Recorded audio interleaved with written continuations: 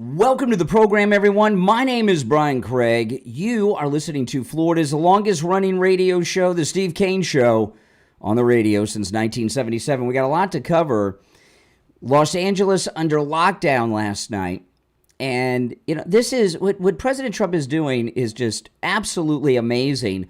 The retaking of the United States that has been occupied and colonized by illegals. And things have gotten so bad with these mostly peaceful protesters, as they keep calling them in the liberal media and in Democrat circles, that Los Angeles was under lockdown. They have a curfew put in place by the lifelong communist Mayor Karen Bass, put a curfew in place over her mostly peaceful protesters. So we've got a lot to cover that we're going to get to on the program today. Gavin Newsom's been telling some tall tales and lies about our favorite president, Donald Trump. And Donald Trump brought the receipts and humiliated Gavin Newsom. Not that he needed to be humiliated by President Trump. He's doing a fine job of that on his own, Gavin Newsom. Did you see Gavin Newsom's address to the state of California? Couldn't even get the microphone working. Oh, my goodness. Yesterday was a complete disaster for Gavin Newsom all day long. What's going viral right now, there's two things about Gavin Newsom going viral. One, his emergency address to the people of California. He couldn't get the microphone working. That's pretty bad. I mean, there's no getting around. That's pretty bad. Pretty bad.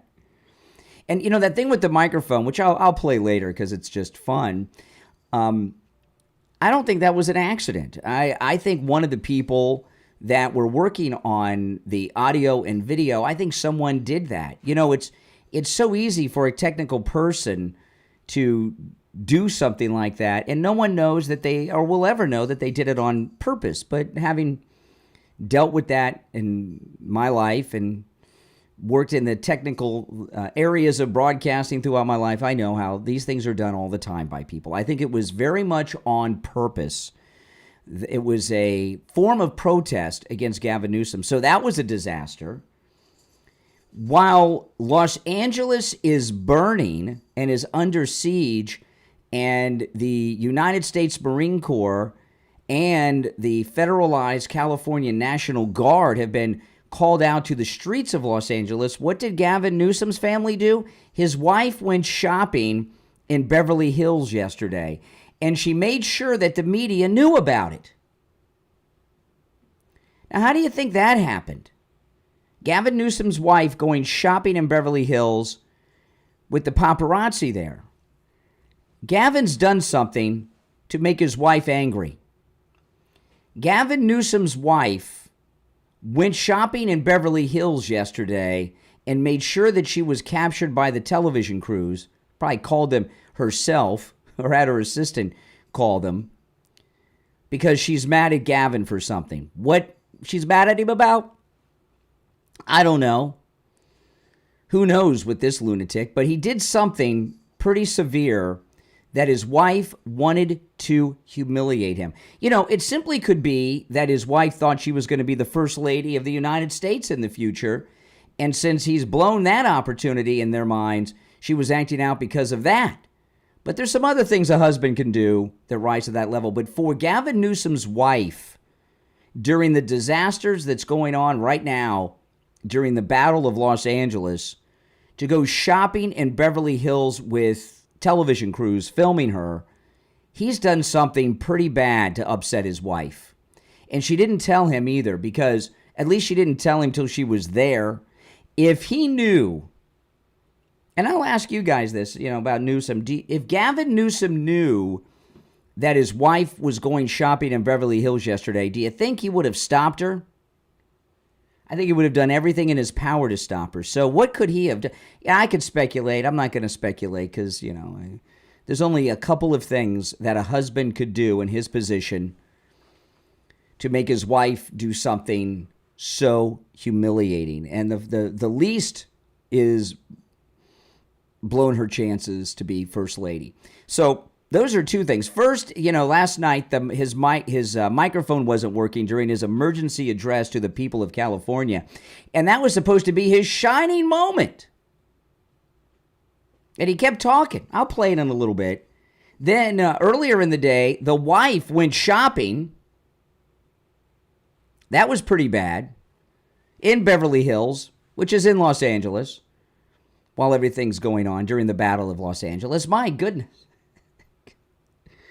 Do you think Churchill's wife went shopping in the fashion district of London during the Blitz?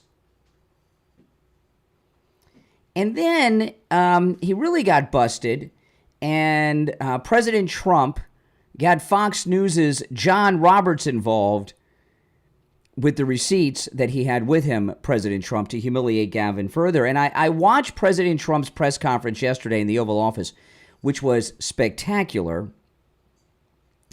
And one of the reporters asked when the last time he talked to Gavin Newsom was. And he thought about it, and he says, I don't know, a day ago or something. And Gavin Newsom has said more than once, but he made a big deal. He says that President Trump hasn't called him. They haven't spoken. He put it on the record that President Trump didn't call him. Well, President Trump doesn't like this lowlife Democrat Gavin Newsom calling him a liar. So the president, Donald Trump, our favorite president, the greatest president, President Trump called John Roberts of Fox News, who used to be the White House correspondent for Fox News in President Trump's first term, wasn't he? I think he was. And showed the call log from the cell phone that showed that indeed he did call and speak to Gavin Newsom. Let me play this. This is the Fox News story. This is amazing. On between Gavin Newsom and President Trump. Gavin Newsom, after President Trump said in the noon hour in the Oval Office that he called him yesterday or the other day, Gavin Newsom tweeted the following. He said, quote, "There was no call.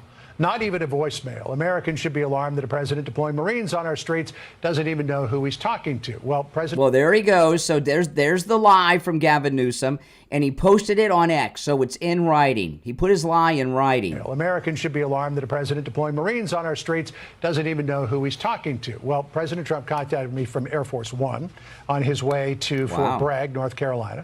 Where he'll be in just a little while. He said the first call to Gavin Newsom was not picked up. The second call Gavin picked up. We spoke for 16 minutes. I told him to essentially, quote, and this is quoting the president, "get his ass in gear and stop the riots, which were out of control more than anything else. This shows what a liar he is." Said I never called. So here is the evidence. And here is the call log that the president sent me from his phone. This was June the 7th. Now, granted, this was on Saturday. But look, there's 1:22 o'clock in the morning. Which would have been 10 o'clock at night, 10:22 at night, California time.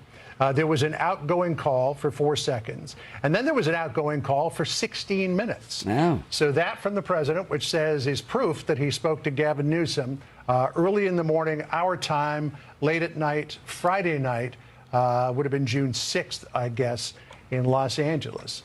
So, Governor, over to you for the response. I was going to say that's next, right? We're waiting to see what if Governor Newsom has a response to the president's. Essentially, what he has there is the receipt for what he says is the call that was made. It's all about the long conversation. Yeah, exactly. In a 16-minute conversation. As you mentioned, as things were heating up is the timing of that call, as things were really just beginning to get started. So it'll be interesting to see where this goes. Yeah, so Trump proven right again. And and look at Trump's calling him. It's almost 1:30 in the morning, and President Trump's up taking care of California and Los Angeles and calls the governor. And then he lies about it. He lies about it. As a Democrat, he probably doesn't even know he's lying because that's all that they do. That is absolutely amazing. All right, we're coming up on our first break, and I want to tell you guys, it's summertime, right? Are your kids out of school yet? It's summertime. It's this morning, I when I left the house this morning, early in the morning here in sunny South Florida, sun's not out, 78 degrees. Wow, it's hot, and that means pool time, that means beach time, and the great Mike Lindell, who's on trial right now because he's MAGA in Colorado. The great Mike Lindell at MyPillow.com with our promo code Kane at checkout, Kane, has a 50% off beach sale going That's right. There's all kinds of great products. Beach towels for all kinds of cool beach towels at mypillow.com for the kids and the adults. They have these towel wraps that have the little hoods on them for the kids. There's lounger towels. There's the beach bag towels. There's all kinds of towels, and 50% off with our promo code Kane at checkout on the entire beach collection. I mean, some of these items, the kids' beach towel, which is so cool. Looks like it has Nemo on there from Finding Nemo, and it's one of those towels that has a little hood on it. It's normally $49.98, just $24.99 with our promo code Kane at checkout, Kane.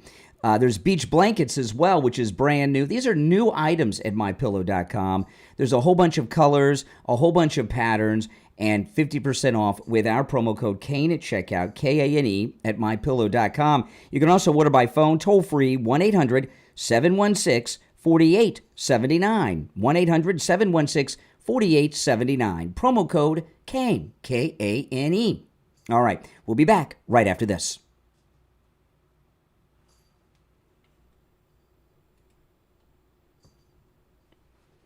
Okay, we're in a radio station break. Now, those of you on the live streams, if you are watching the stream with the green screen behind me, you can hear me and the callers fine.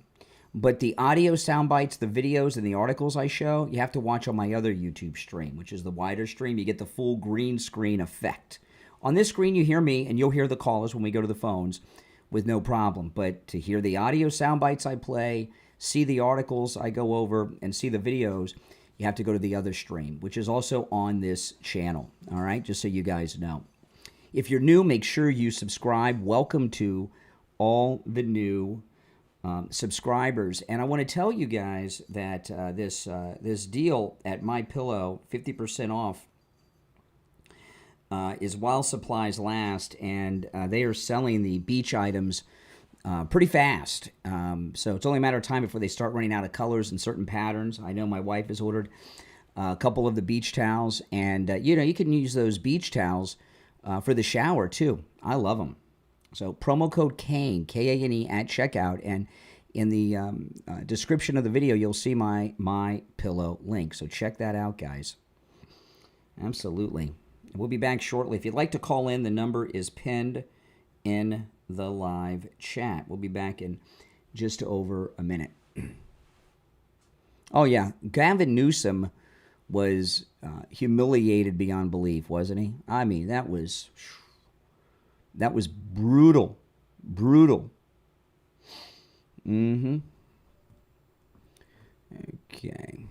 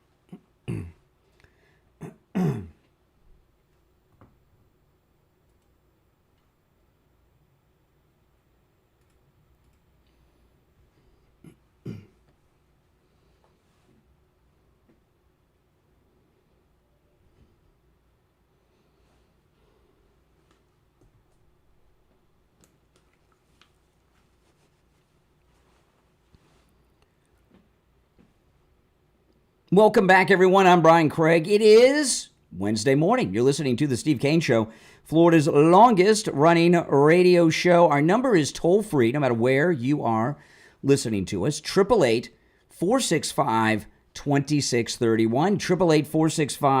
888-465-2631. You're on the air. What's your name? Where are you calling from? You're on the air. What's your name? Where are you calling from? I'm Jose from the Bronx. You're calling from the Bronx. All right, go ahead, the Bronx.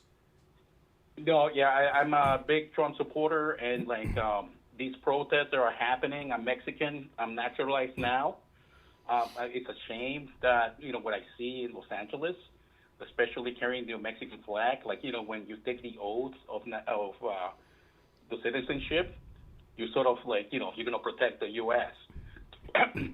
So what I'm seeing is like, really, disgraceful for me and maybe some other Americans that we're seeing this. But what I'm seeing, Mike Pence, has a good podcast, and he has who? Mike? Did you say Mike Pence? No, Mike Pence. Oh, okay. I thought you said Mike Pence. I'm not interested in anything with Pence. Well, here's the thing. No. I heard you. Here's the thing, okay? I imagine as a Mexican American, as you are, I mean, if we want to do the hyphenated thing for the conversation, I mean, you're an American, but, for the conversation, it must be tough being Mexican, and because of what the Democrats have done with illegal immigration and what's going on now in Southern California, it's really put a really negative stereotype on Mexicans. Correct. I know. Like there are natural lights here. Yeah. And here I'm in Florida, and we have a lot of Venezuelans that are legal citizens or immigrants to the United States. And I hear this from Venezuelans. They're like, oh, they tell you say you're from Venezuela, they think you're, in a gang. Yeah, no. Like, listen, this is the greatest country in the world. I love America. They provided an opportunity for me, for my family. And when I see this stuff, go back to Mexico. Well, right? One of the things why aren't you flagging the flag, right? Exactly. One of the things I hear the liberals say in the fake news media and Democrats, they say that Mexican Americans like you, who are U.S. citizens, that you're afraid of being picked up and deported. Do you worry about that? Being picked up and mistakenly deported? Listen, even if they, there's bound to be mistakes, correct? Sure. People make mistakes. As long as I could provide my, my citizenship and my ID, I'll be fine. Yeah, you just got to have your driver's license. Mistakes. In fact, right now, ICE, they use facial recognition. When every year we take our listener MAGA cruises, and you don't have to show your passport. You just walk through. They do facial recognition, and they know who you are and what your status is. Yeah, so as a naturalized U.S. citizen, originally from Mexico, you have no fear of being mistakenly arrested and deported. Correct. Hear that, Correct. Rachel Maddow? Hey, thanks. Welcome to the program. Thanks for the call. Thank you. All right, there you go. There's one of those liberal talking points. Gone. You're on the air. What's your name? Where are you calling from? This is Mike from Louisiana. Hey, Mike. Newsom's wife is, I equate her kind of like Casey DeSantis. She now knows that that she's not going to be the first lady. Mm-hmm. And that's why she's acting out the way she's doing. That's why she's, embarrassing them in the way she's doing, because she thought she was going, like you say, she thought she was going to be the first lady. Yeah. Well, she's the first lady of California for now.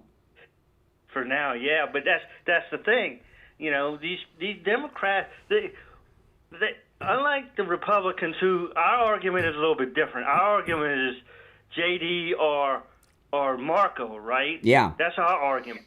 They have no argument to make because they have nobody. Mm-hmm.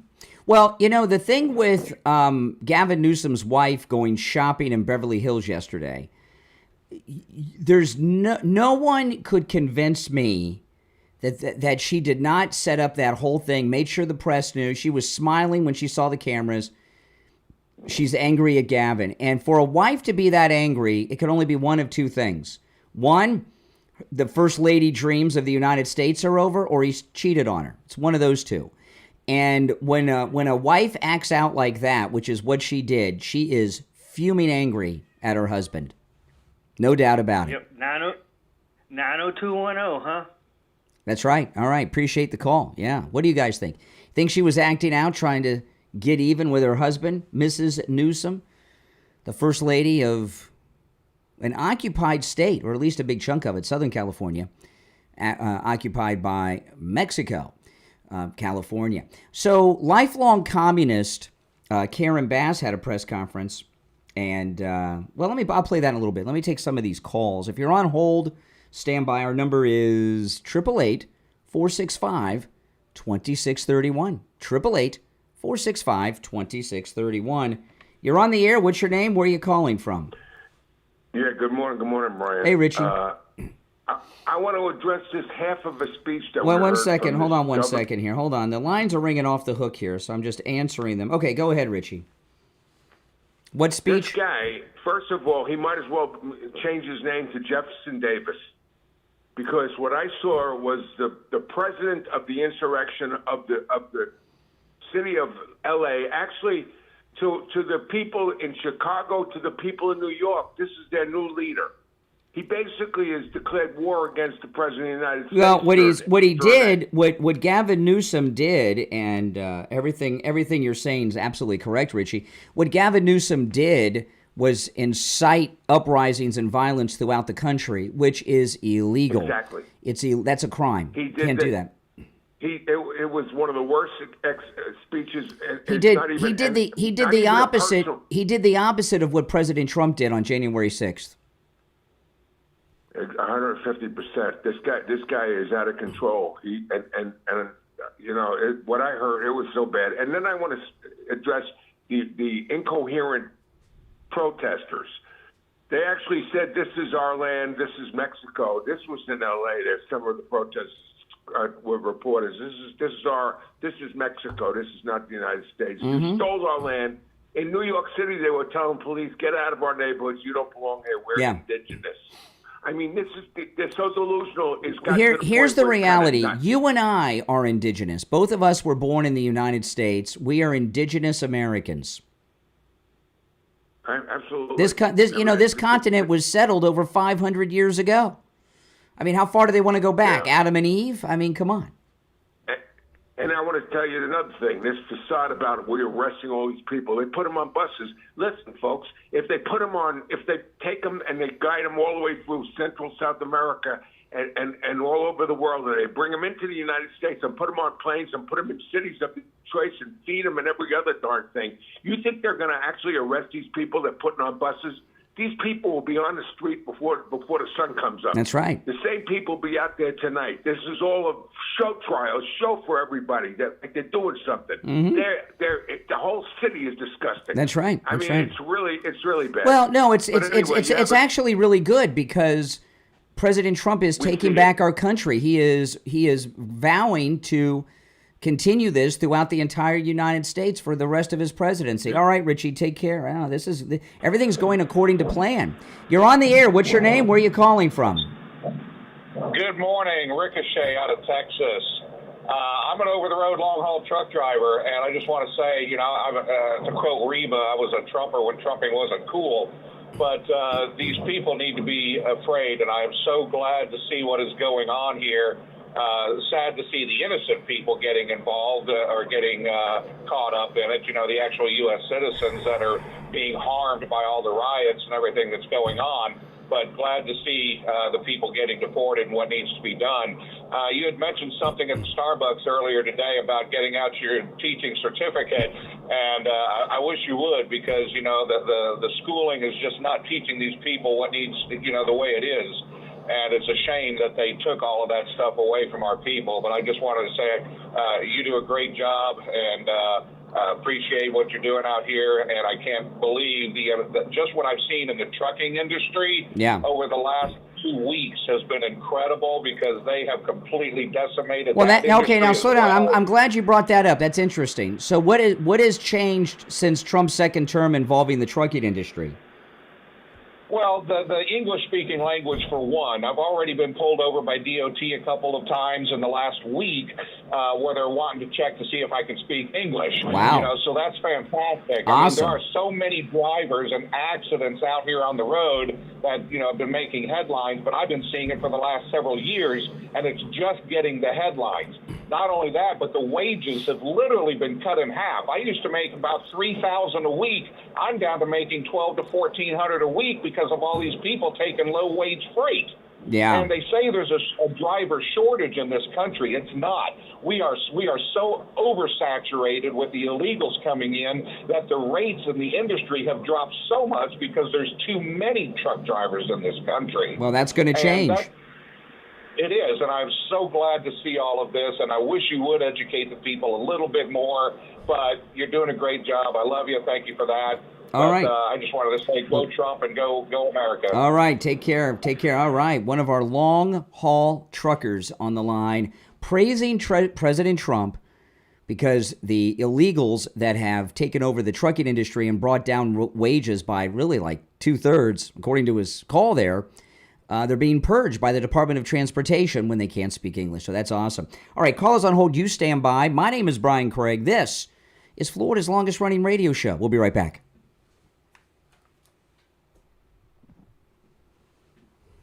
Awesome.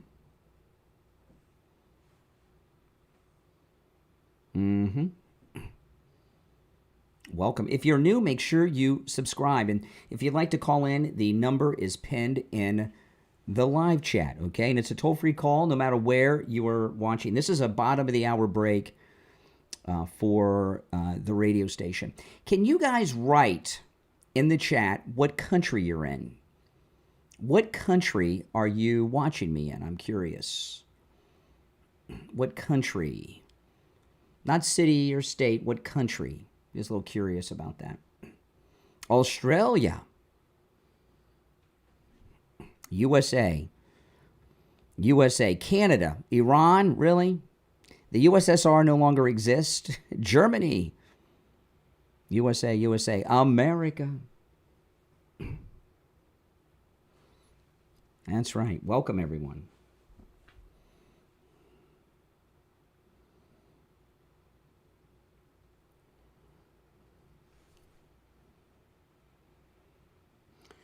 Let's see. Okay.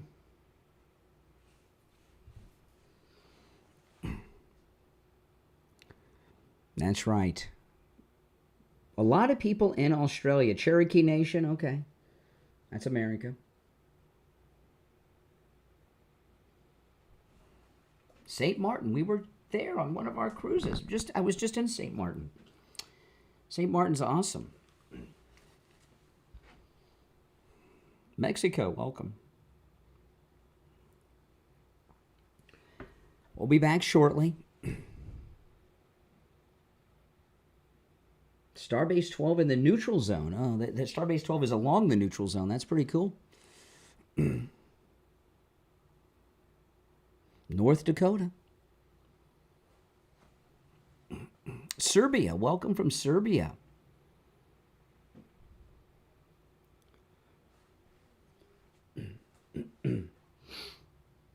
Welcome.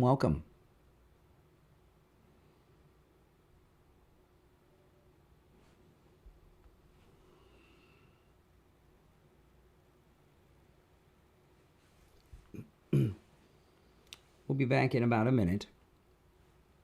If you're on hold, hang in there. India, welcome. Scotland, welcome from Scotland.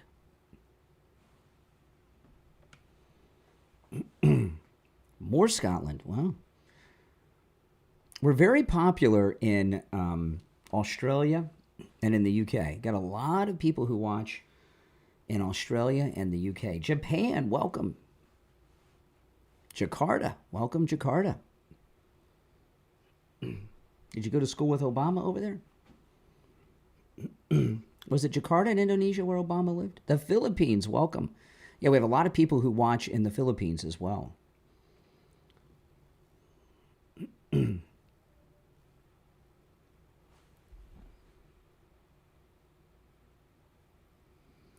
Okay, stand by. We'll be back shortly. If you're on hold, hang in there.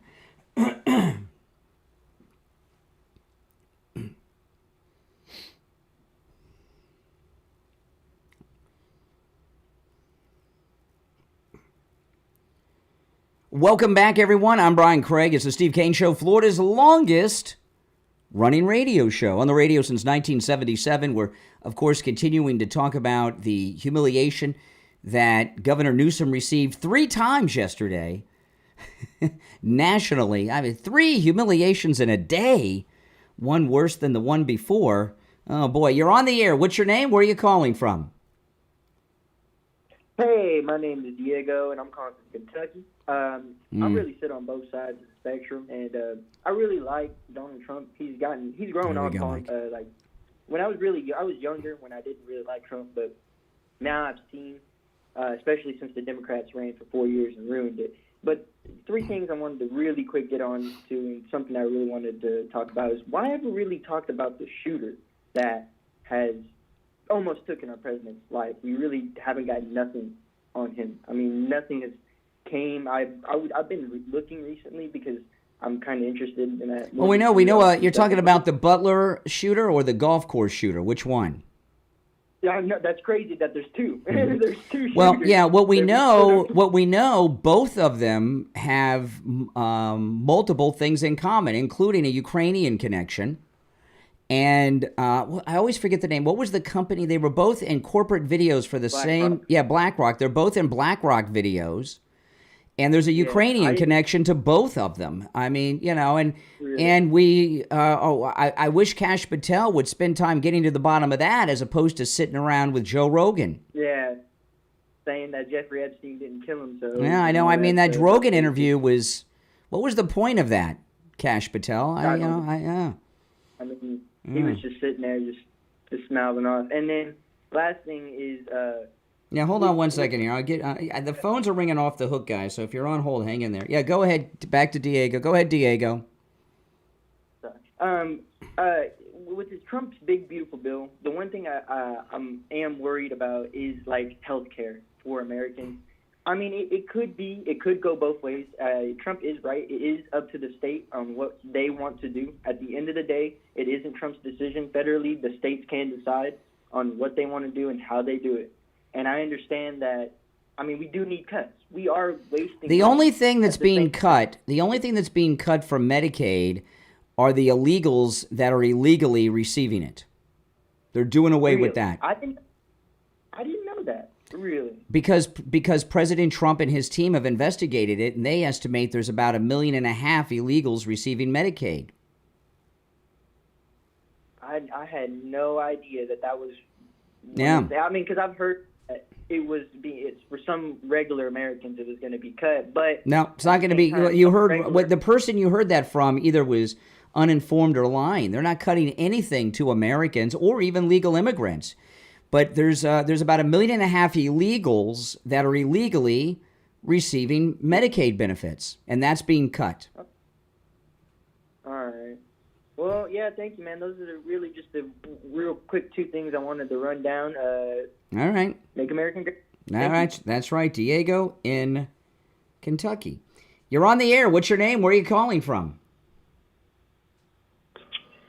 Can you kill yourself? No, I cannot. You're on the air. What's your name? Where are you calling from?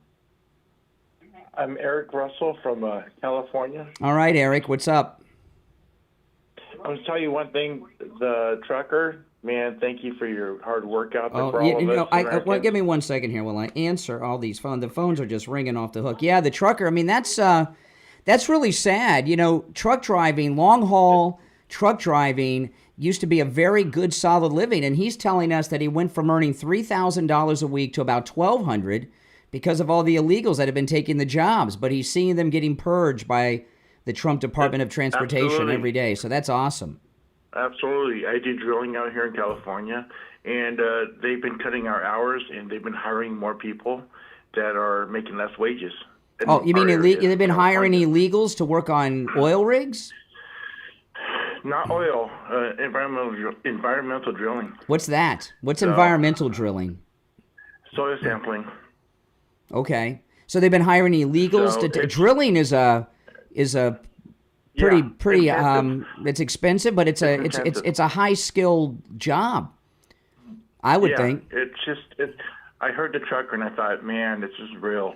This is one of the big lies, okay? This is a big deal. This is one of the big lies. Like Kurt Russell and Goldie Hawn's idiot son Wyatt in L.A. yesterday screaming, and he said, "Oh, who's going to pick the fruit? Who's going to clean your toilets?" The illegals are taking highly skilled jobs like truck driving, drilling. These are high-skilled jobs that used to pay well, and not only are they taking the jobs, they're driving the wages down. It is. My last race was terrible, and it's hard to live out here in California. I love my state. I hate my government, you know. I'm a big-time Sheriff Bianco fan for governor, big time. I'm sorry to announce it to your audience, but I'm telling you, it's important because this guy's been fighting for us even during COVID. All of this stuff. Well, you know, here's the thing, in California, you guys in California, yesterday, NBC News said 10% of LA County are illegal. It's probably closer to 30%, right? No, that's crazy wrong. Yeah, I know. Yeah, absolutely higher than that. And I have coworkers that are Mexican that work with me. They are citizens, and they are amazing people, and they did not like Trump last election. This riot thing, they support him. It's crazy, but it's bringing up to a different level. Well, you know, I'll tell you, a lot of people in California are being red-pilled. Absolutely, especially right now. Right now with riots, this stuff, they're upset that they saw the Mexican flag. Oh, yeah. So I'm seeing videos. They're showing me the videos of, look at this. I didn't come here for this. I came here, and I'm proud to be this. Yeah. This is not us, and this is making us look bad. Yeah. So, yeah. I don't want to talk too long. I know you have a lot of callers. I do, but really I want to say this before you go, thank though. you so I want to say this to you before you go. You know, these ICE raids are going to continue through Trump's entire presidency nationwide, and one of the places they'll be doing them is on Election Day out there. They'll be checking people in the parking lots at polling locations to make sure they're U.S. citizens. I'll tell you another insider. My wife's a sheriff. Oh. Friday's going to be a hectic day. Wait, we don't want to get into any intel. I appreciate the call, though. All right, let's see. Oh, no, we could take some more of these calls. Hold on. You're on the air. What's your name? Where are you calling from? Hi, my name is Juan. I'm calling from Las Vegas. Juan in Las Vegas. What's on your mind, Juan? Hi, so I called in originally to, I got triggered by the comment all over the health care on the big beautiful bill. And then the guy that was just on the air that was talking about the fact that illegal immigrants we're going to get taken out of the health care and all that stuff. They never do get health care. Yes, they do. I don't know. Sure, they do. They don't. Yeah, they do. They don't get it. Yeah, they do. They don't. They yes, don't they do. get it. They don't yes, get it. They They do. don't qualify for it. No, they do. So what happens? No, they get it too. They don't qualify for it. By the way, what kind of No, they accent? don't. What kind of accent am I hearing? This isn't a Vegas accent. I'm from LA. Oh, so you have a Mexican. So this is a Mexican accent. LA. So this is a Mexican accent. A Mexican accent. This is not a Mexican accent. You don't have. This is not. You don't sound like you're one of the Beach Boys. Okay, you do not have a Californian accent. You do not have an LA accent. You have a Mexican accent. Okay, so what is that? What are you trying to imply here? Well, I'm not implying anything. I'm sharing my observations. But see, you. No. Well, the thing is, I called in to just address that issue because.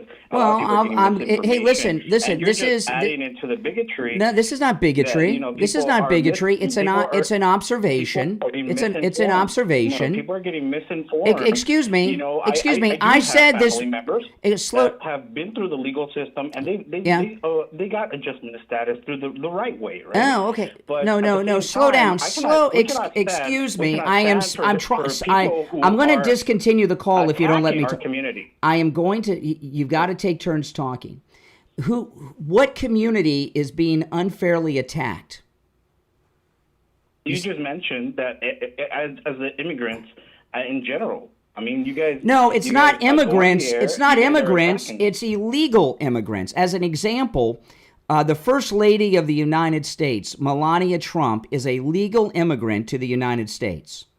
Okay, we're not going. So it's not legal immigrants. It's illegal immigrants that are being rounded up and deported. And see what you don't even know. What you don't. Now, excuse me. I'm not done speaking. And the observation I made about you was absolutely correct. I said, what accent is this? It's not a Vegas accent. You told me you're from LA, and you have a Hispanic Mexican accent.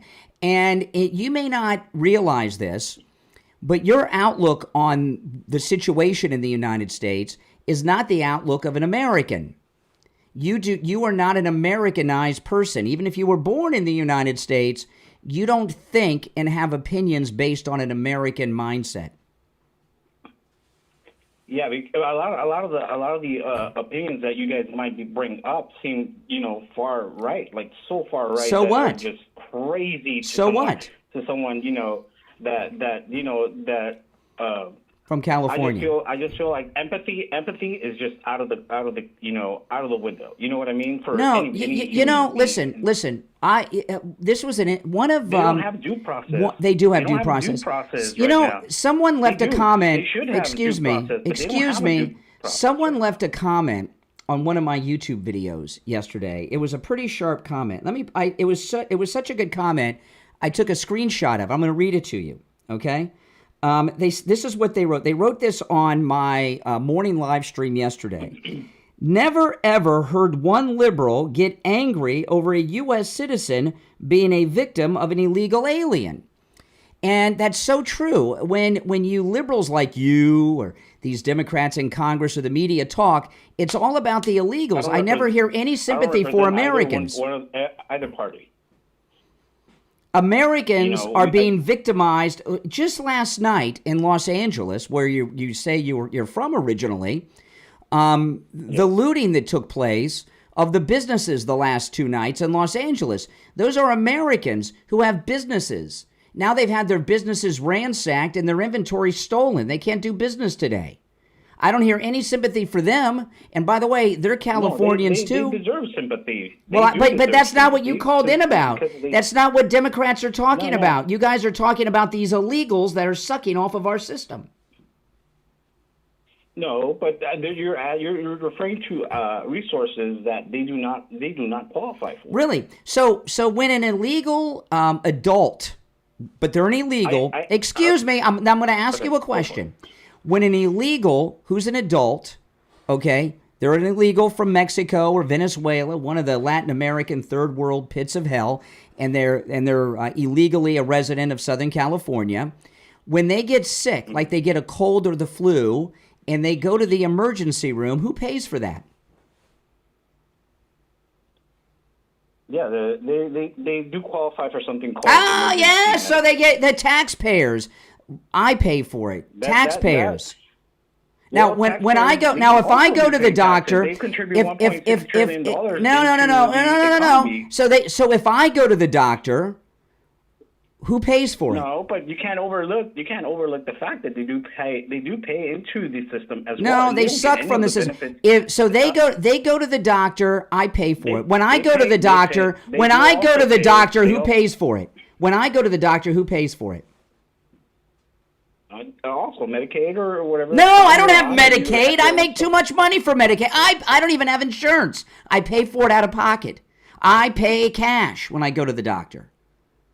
But these illegals, they get free health care. On me, I pay for theirs too. They do not, but they don't qualify under the stipulations that they're not legally. They don't, but they have fake docs to allow them to do it. Hey, listen, welcome to the show, and thanks for the call. If you're on hold, stand by. We're going to take our last break of the first hour and be right back.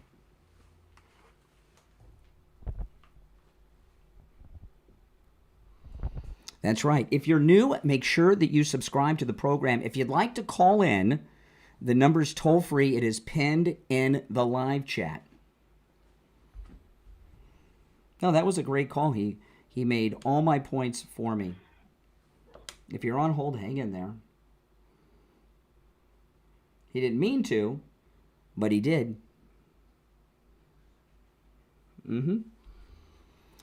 If you're on hold, stand by. I'm going to go back to the phones after the break.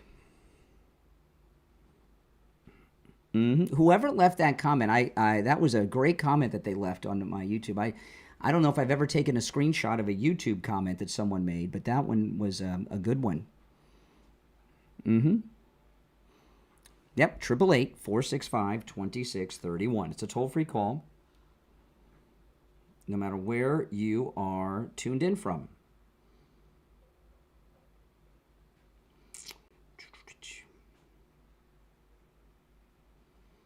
Mm-hmm.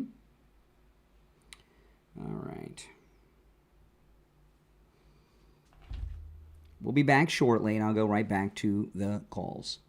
See, you know, that guy's a nice guy. He, you know, that last caller I was just talking to from Las Vegas, who's from Los Angeles, he's never had a conversation with a conservative about this before. So it's not that he's a bad guy.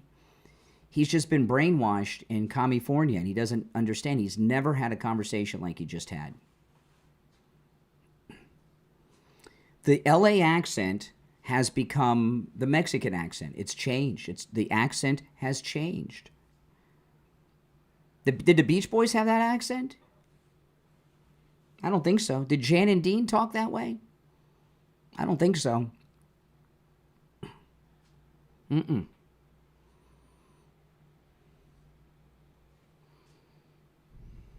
The accent has changed. No.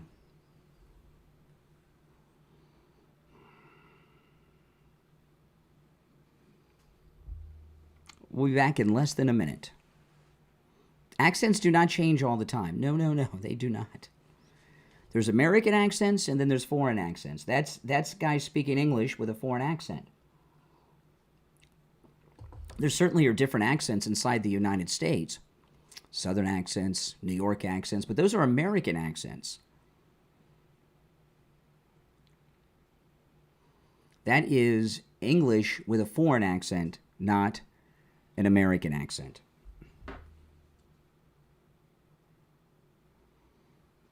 Mm-hmm.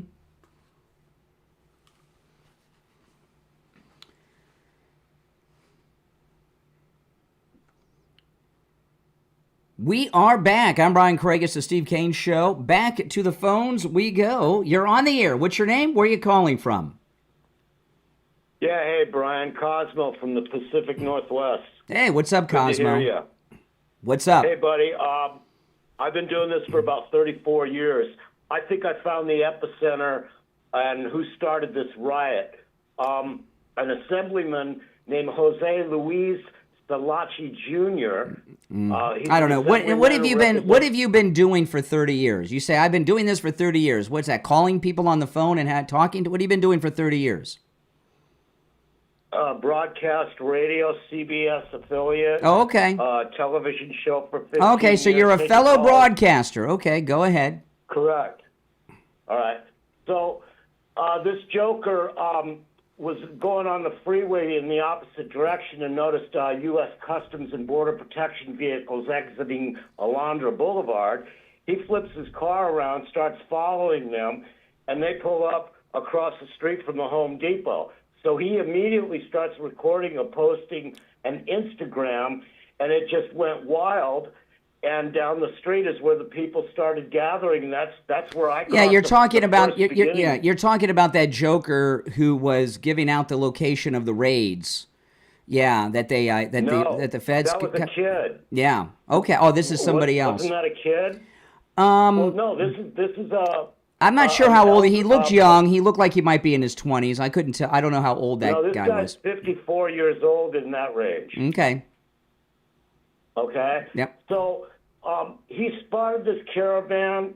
He thought they were going to raid the Home Depot. There's a federal law enforcement facility in Paramount across the street from Home Depot, which is where these guys were going to park their trucks. Mm-hmm. Yeah. Then it happened. Yeah. He just put the word out, and then I just heard of a new organization. I can't remember, CHIL something. They got $45 million from U.S. aid. They are the ones supplying these people. Watching the listen, feed all tonight. of these organizations are all funded by the Democrats at some point. If you go back far enough, I mean, Correct. different names and things will get thrown out, but it's all the Democrats in the end. Right, but this is an NGO, just like the Catholic Church down on the on the border in El Paso. Correct. Alex Jones was standing there watching them herd them in. Yes. You remember that video? Yeah, no, that's true. Okay, There's these everybody non-governmental seems to forget all absolutely, this absolutely. Yeah, no, this is a that's why and President Trump, he continues to refer to this in the last 24 hours as an insurrection. And that's exactly what it is. It is an organized I almost said something else. An organized insurrection, and the president's calling it out all the time. Hey, listen, welcome to the program, and it's good to hear from you. All right, let's go. Yeah, I got time for another call. Let's go. You're on the air. What's your name? Where are you calling from? Yeah, Jay from Jersey. Mm-hmm. I turned my phone down. Yeah. All of a sudden, Republicans, you know what an insurrection is. I find that very interesting. Yeah, we learned from you. When you are interrupting the business of the federal government, you are taking part in an insurrection. And when you're interfering, and that would include federal law enforcement officers from ICE. So you do know that was an insurrection on January 6th. No. Where they assaulted cops and Nope. you just let them out. Nope. Oh, see, there we go. There we go. Nope. You are the stupid idiot that I've ever seen.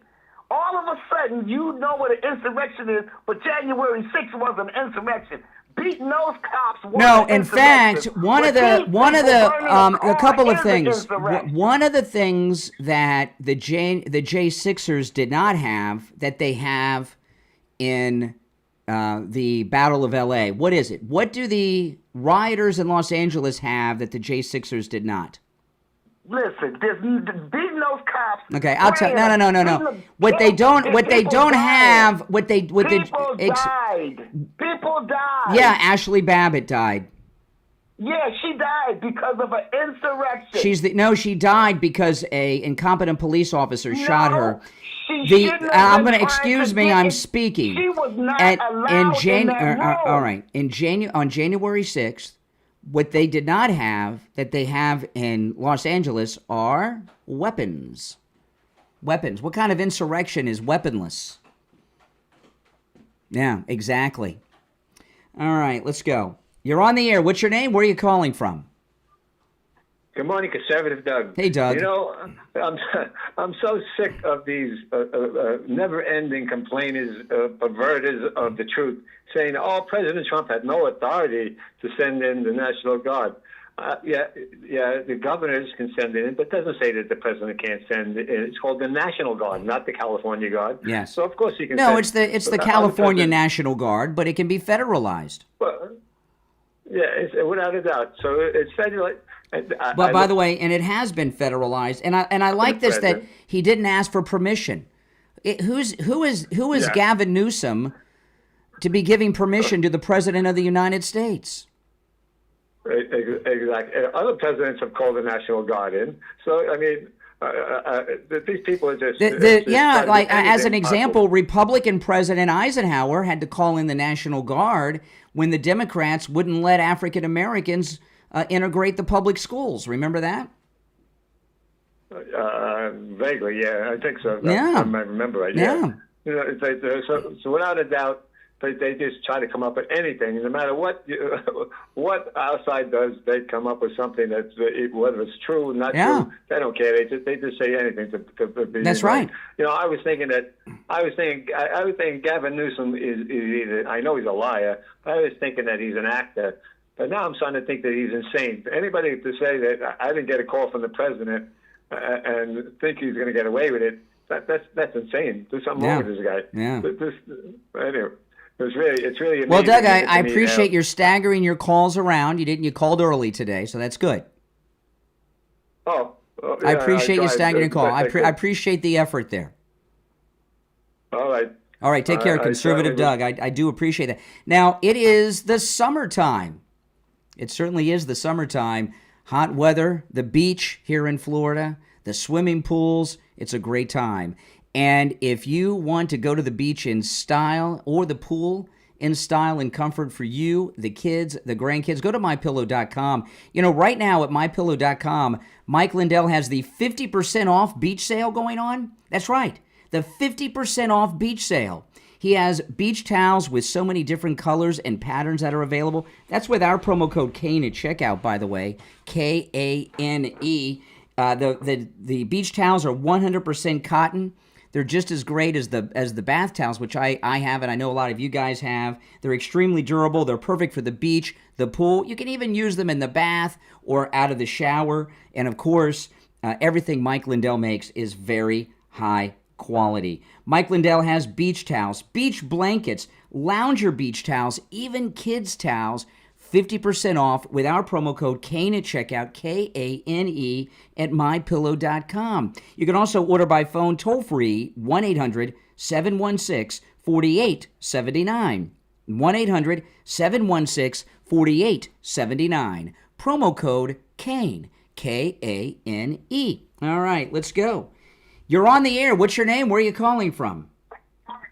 My name is Steve, and I'm calling from California. Steve in California. What's on your mind? I was just calling to find out, by any chance, since you guys all believe that there was military and National Guard down in L.A., did you guys find it funny that there was actually no military or National Guard there? I saw them. I saw the National Guard yesterday on the streets of L.A. What kind of accent do you have? What kind of accent is this? I was right there. I was right there, right in the front. What kind of accent do you have? What kind of accent do you have? Where does the accent matter? What does the accent matter? I'm trying to find out where you're coming from. I saw the National Guard all day long yesterday. No, you did not. What? Then, who were those guys? Then who were those guys in the uniforms, the army uniforms that said National Guard? There was only. Can you let me talk? Can I talk? Who were those guys I saw? Like I just said right now, there was only a few National Guard. Oh, so there were a few. 10, 15. So there were National Guard there. Who were those soldiers I saw? Who were those soldiers I saw in front of the ICE facility that you guys have been attacking? Well, no wonder nobody can talk to you, bro. You don't let nobody talk. No, we got a break. We got a break. I'll put you on hold back after this. I put him on hold. I'll take his call after the break.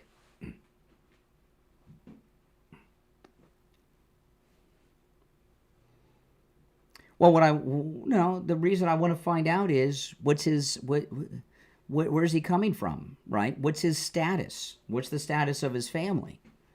Is he or a member of his family undocumented? That's why I'm asking. He's probably watching online. I'm going to go back to him after the break. I have to take scheduled breaks on the radio stations. And the top of the hour break is what we call it a hard break. You get, no matter what, you get cut off if you don't take the break.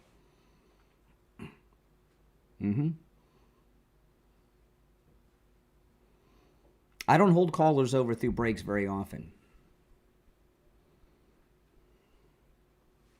If you're new to the program, make sure that you subscribe, all right? Okay.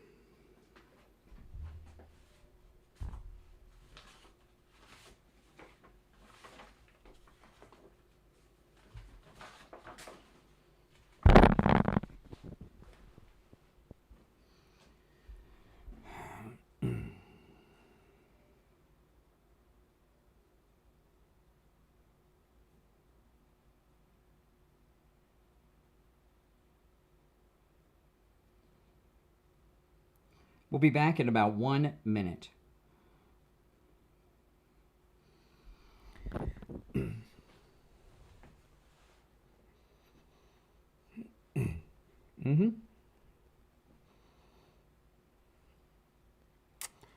Less than a minute, we'll be back. I'm going to go back to that call. We'll find out.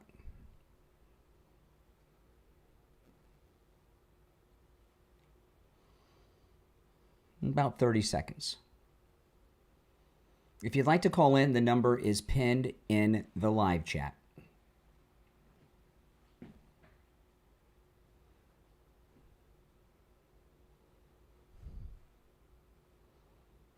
Dean, welcome, new member to the channel.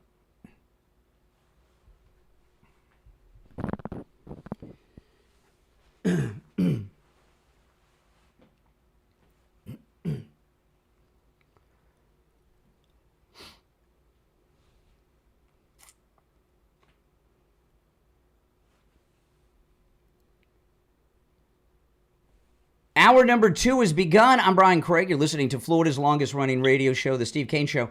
I don't hold callers over too often, but I held this guy over. We had our top of the hour break, and you were calling us from California, so let's continue the conversation. What's on your mind? Well, I mean, are we going to be able to have a conversation, or am I going to be spoken over? Well, we're going to have. What's going to happen is you and I are going to talk about. Hold on a second. You and I are going to talk about the issues. That doesn't mean that I'm handing the show over to some guy on the phone from California. Hand me the show, but we're going to have a conversation. I understand that. I understand. So what are your thoughts about this Mexican uprising in Los Angeles? Like I said, let me finish. There was only a few National Guard members up in front of the federal building, and that was just for a photo op. There was no National Guard, no Marines, nowhere on the streets at all, whatsoever. So this whole thing of, they're on the streets, there's 300 National Guard or 300 Marines deployed, that was all just a load of shit. Okay, all right. Hit dump button for the first time. English may not be his first language, but he knows the profanity. If you're on hold, stand by as we wait for the delay to re-engage. Oh, my goodness. Oh, my goodness. I really wanted to have a conversation with that guy. By the way, if you call back, I'm not going to talk to you. I held you over through the break, and you used profanity, okay? I don't hold people over through the breaks very often, and then you do that. We got rules. You can't use profanity. Oh, my goodness. And it's one call per day, so don't call back. If you get back on the air, I'm going to discontinue the call. Our number is toll-free, 1-888-465-2631. While I'm waiting for the delay to re-engage, though, I want to play a couple of things. And, what's going on in Southern California right now is perfect. And it's going right along with what we need to happen in President Trump's second term. And what we need to happen is we need to get our country back from the damage that's been done by Biden in the last 4 years, but other presidents, many of them Republican, have been doing for a long time. And this illegal immigration issue has been a problem for years. And what President Trump is doing is something that other Republicans had promised to do, but never even attempted to do it. Okay, so Gavin Newsom, if you're on hold, hang in there. I'm just waiting for the delay to re-engage. This is him speaking to the people of California yesterday. And we all know this Saturday, he's ordering our American heroes, the United States military, and forcing them to put on a vulgar display to celebrate his birthday, just as other failed dictators have done in the past. Look, this isn't just about protests here in Los Angeles. When Donald Trump sought blanket authority to commandeer the National Guard, he made that order apply to every state in this nation. This is about all of us. This is about you. California may be first, but it clearly will not end here. Other states are next. Democracy is next. Democracy is under assault before our eyes. This moment we have feared has arrived. He's taking a wrecking ball to our founding fathers' historic project. 3 co-equal branches of independent government. There are no longer any checks and balances. Okay, so this clip is going somewhat viral because, he's pretending to cry, right? His tearless crying. And you're going to hear a lot of this, and it started with Newsom last night. It is the 250th birthday of the United States Army. The Army is a year older than the United States because that great American Army that we have fought and gave us our independence from England. And it just so happens that it's on the president's birthday. That's a coincidence. My birthday is April 20th. I celebrate it every year with my family. That's also International Marijuana Day. Okay? 420? So when my family and I are celebrating my birthday, are we celebrating marijuana? No. When around the world people are celebrating the 420 holiday, are they celebrating my birthday? No. There's only 365 days in a year. On everyone's birthday, there's all kinds of things going on. It's a coincidence, all right? I'm sorry. And this fake crying, can't you get Brad Pitt or George Clooney in there to teach you how to make the tears come so it looks like it's real crying? Okay, let's go to the phones. You're on the air. What's your name? Where are you calling from? Yeah, it's PJ from Broward. Hey, PJ. Hey, I'm seriously, I'm really astounded. Not by Gavin Newsom lying, but what the hell's going through his mind? It was an easily disprovable lie. Because he's pathological. He can't help himself. Well, I mean, seriously, I mean. Well, and by the way, that screenshot, was that the president's cell phone or desk phone? I don't know which one it was, but when have you ever seen a president of the United States take a screenshot of the call log and send it to a television national anchor like that? It's never been done before. He probably thought he would never be proven a liar. You're right. It's something mentally is wrong with Gavin Newsom. I mean, it's you know what? I'm going to be real interested in seeing what the news coverage on this. You know, how they're going to cover for him. Like are they going to say he made a mistake or something, or what? I don't know. And that fake crying, that was after he got the sound working. I loved it in the beginning when he started his speech and the audio wasn't working. That was brilliant. The competency is just astounding. I didn't see that yet, but I want to see. Is there this video of him trying? Yeah, I'm gonna play it in a little bit. Yesterday was a very humiliating day, right? President Trump ended the night with that humiliation. His wife went shopping in Beverly Hills with a TV crew yesterday. I mean, it was just, and then the sound didn't work when he was addressing the people of California, and he was talking. He didn't know that his mic wasn't on. It was a bad day for Gavin. Yeah, and you know what? An equally great day for President Trump, because did you see him speaking to the troops at Fort Bragg? I know you did, right? Absolutely. Yeah, that was great. The troops loved him. Yeah, that probably really upset a lot of people in the media when they saw him cheering him on and everything, and they finished off with the YMCA song. Yeah, did you see any transgendered soldiers behind him? No, none that I know of, but no, I didn't either. Hey, PJ, it's good to hear from you. Take care, man. Appreciate the call. All right, 1-888-465-2631. You're on the air. What's your name? Where are you calling from? Hey, good morning, Brian. This is James Del Rey. Hey, James. How you doing today? All right. Let me take a listen, I just want to correct you on one thing, is that two people died that day. Roseanne Boylan died that day. She was stomped to death by the Capitol Police. I forgot about that. Yes. January 5th. Yes. Oh, wow. Okay. And that minister that was swinging the axe was trying to beat the cops off of her. Yeah, I did forget about that. Yeah. So you were there on January 6th. Did you go inside the building? Did you go inside the building? I did not. Okay. I did not. Good. I had my hands on the ladder to climb up over the wall. I said, "Why am I going to do this?" There was a guy on the wall screaming, "Push forward!" And that's exactly the words that Antifa uses: "Push forward, push forward." They really? Can't stop us all. So you had a guy behind you in front of the Capitol? No, he was standing on the wall. He was on the wall. One of the guys. He was crossing over the wall. Is he one of those guys that we see all the time in the footage? Have you seen? No, they didn't show the guy standing on the wall. They just showed people standing on the I see.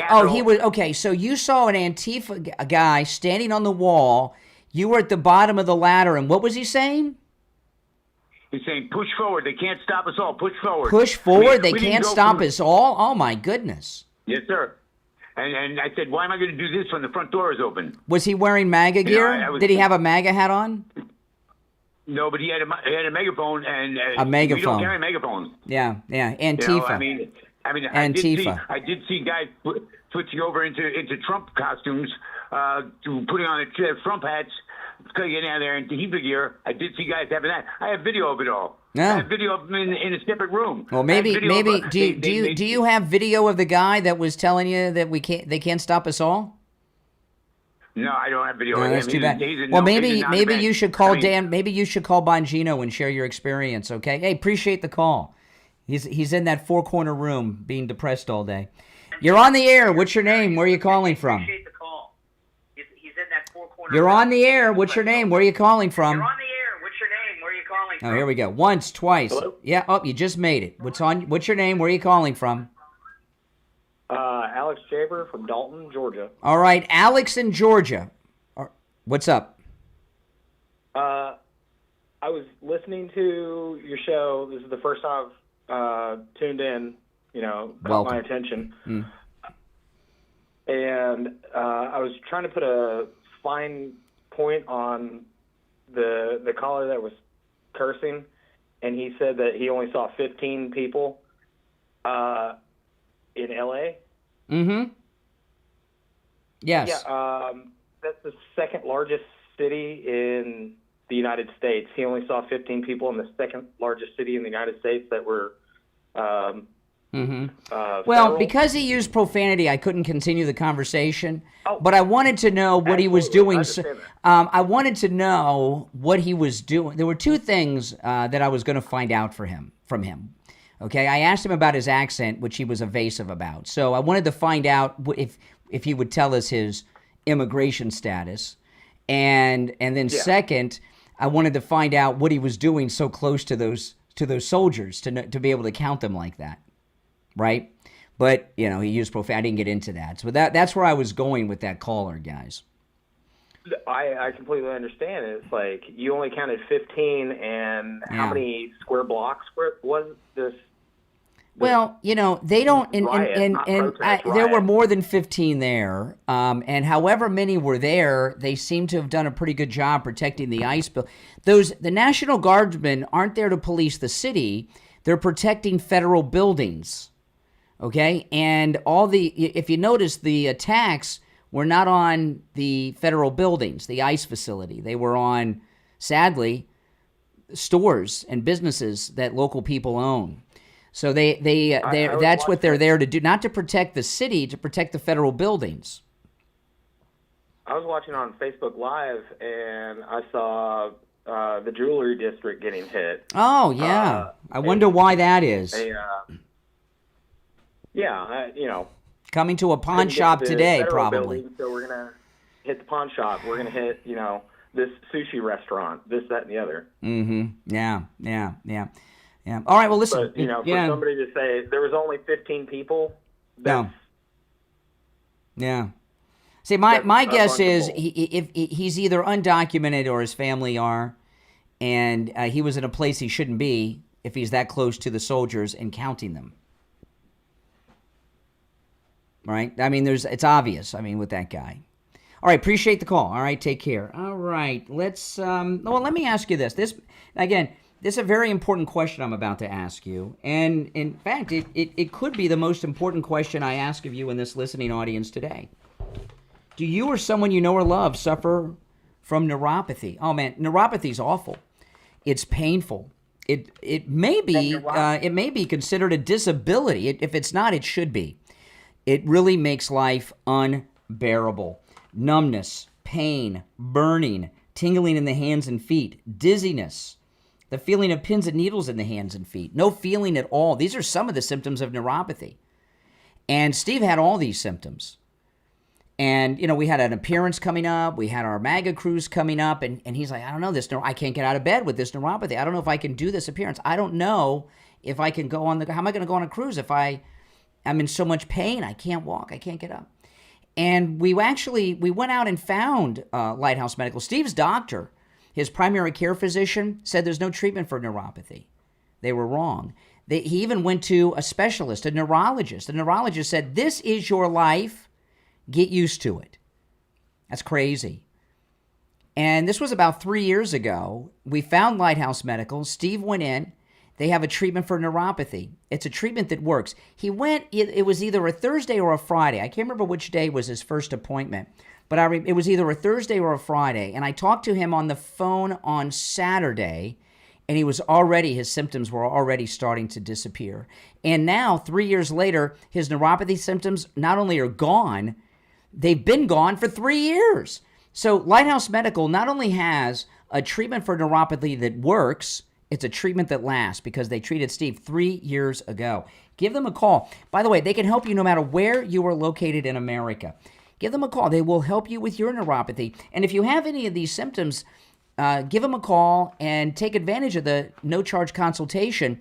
Find out if you have neuropathy. You may have neuropathy and don't know it. Here's their number, 754-222-6642. 754-222-6642. That's 754-222-6642. And online, lighthousemedicalcenter.com. Call us on hold. Stand by. We'll be right back.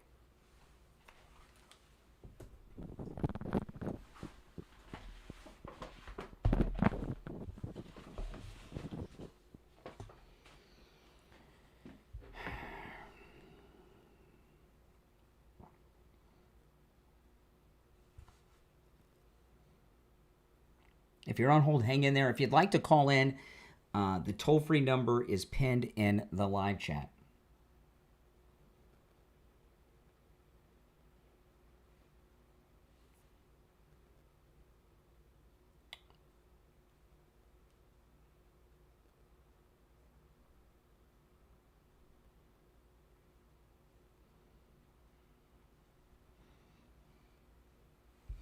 We'll be back shortly, and I'll go back to the calls.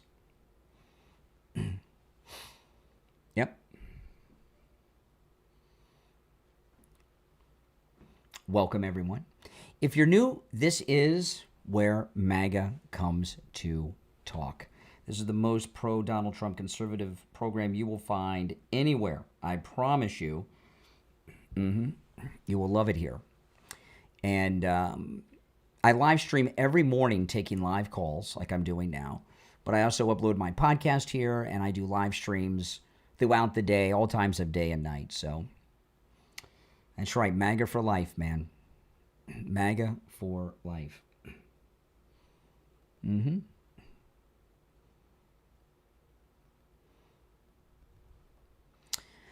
Oh, boy. Oh, boy.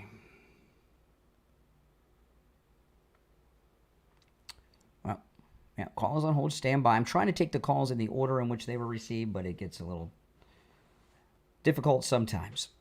Oh, okay, here's this person's been holding the longest.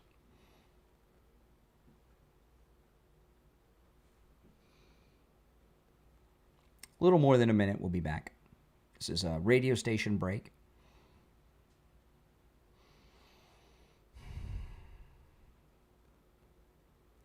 Let me know in the chat, how long have you been listening or watching me? How long have you been listening or watching me?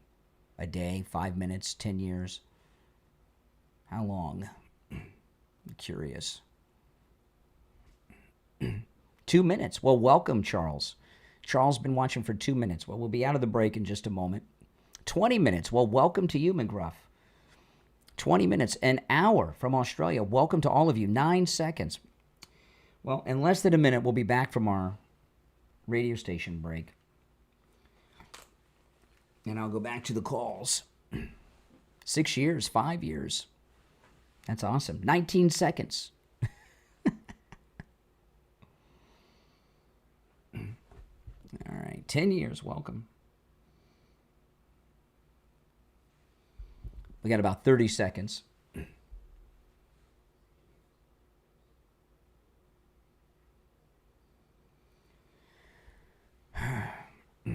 Welcome.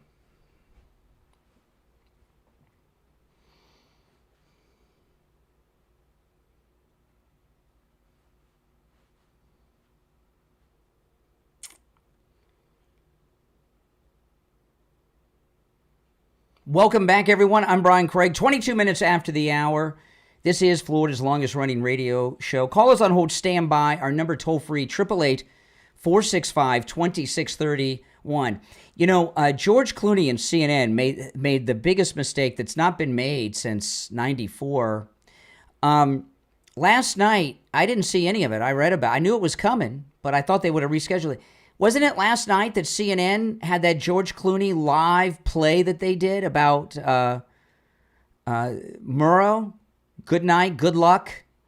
There is an American city is under attack. An American city is being burned and looted.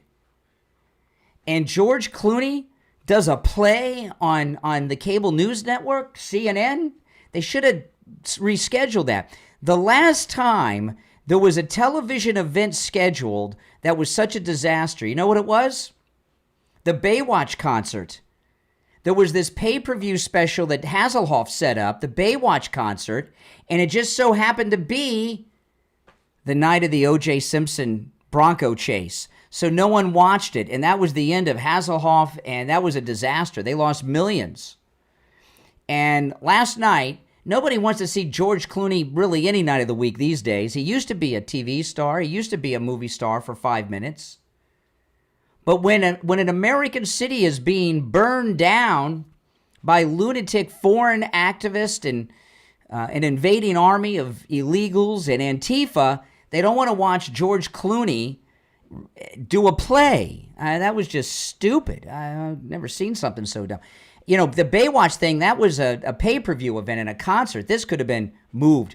You're on the air, and they didn't know the chase was coming. You're on the air. What's your name? Where are you calling from? Never Trumper Steve here in beautiful Palm City, Brian. Okay. 2 points to clarify with you. Now, I turned on the radio at the very, very tail end of your show this morning, but I believe I heard, correct me if I'm wrong, that there was a call between Gavin Newsom and the president late Friday night into Saturday. Is that correct? Gavin Newsom said he got no calls from the president, and the president sent the call log to John Roberts of Fox News, and he shared it with a visual on Fox. So Gavin lied. It being when was the call? Friday night. Oh, I think that's what I heard. Is that you're correct? you're gonna say, well, he said a day ago, and it wasn't a day ago from the press conference. Is that really what the story you're gonna run with? It's funny how you know what the truth is. No, I know the talking points that you liberals have. Let me give the facts to your audience. That's what's important. That Monday in the Oval Office, the president was asked, "When did you last speak to the governor of California?" And he answered, "Yesterday." Yesterday was Sunday. It was yesterday. It was one call. Today is Wednesday. The president said that yesterday, which was Tuesday, not Monday. No, it was Monday, but you want to change No, the I story. saw it live. Anyway, It was the press conference in the Oval Office yesterday. I was watching it live. It's the one when they were talking about the forest stuff. I saw it yesterday. Okay. I believe you're incorrect, but I don't. I watched it live yesterday afternoon. In fact, I played a clip of it. I played a clip of it on my podcast last night. I don't want to get into an argument over one day. Everyone's entitled to you were wrong. Now I'm glad glad you called, because one of the listeners to the program left a comment on one of my YouTube videos about you liberals out there. And since you weren't listening earlier, you didn't hear this when I brought it up in the first hour. So I'm going to read it to you. Right. And this is what they wrote. Okay. And this comment they made was on my YouTube video for yesterday's show in the morning. Never ever heard one liberal get angry over a U.S. citizen being a victim of an illegal alien. And I got to tell you, when you guys call the show, all I hear you doing is defending these foreign invaders, occupiers, and colonists that are in our country illegally. You guys never call in about the people that are being victimized by these people. No, I never. When they commit a crime, they should be deported. That is my feeling. So tell us. You know, in the last, since you're concerned about being recent, in the last day, 24 hours or so, can you share some sympathy you have for U.S. citizens that are being victimized by these liberal agitators, activists, and foreign invaders in Los Angeles? I say the same thing that the governor has said and the mayor of Los Angeles said. If you commit a crime, if you do graffiti on the building, be more specific? anything that's illegal. Can you be more specific? That is being. That is specific. No. Okay, And you're only but- doing it because I asked, like as an example, last night, a lot of people's businesses were yet again looted by Yes, and they should be arrested and go to but jail. you don't They should. but you're only commenting on them when asked. I have to pull it out of you.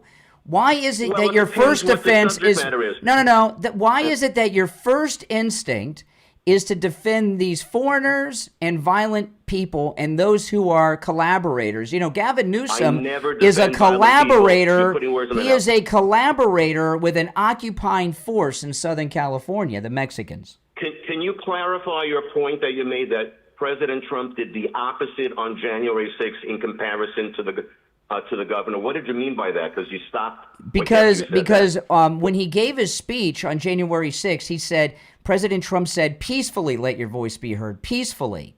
And what Gavin Newsom and others are talking about is taking this to other cities. Are you forgetting President Trump sitting in the lunchroom for over 2 hours watching cops' heads being bashed This in? is not, listen, Nooses- listen, President Trump wanted to bring the national, excuse me, President Trump wanted to bring the National Guard in by the thousands, and Nancy Pelosi said no. All right, I'm sorry to let you go, but we're not talking about January 6th today.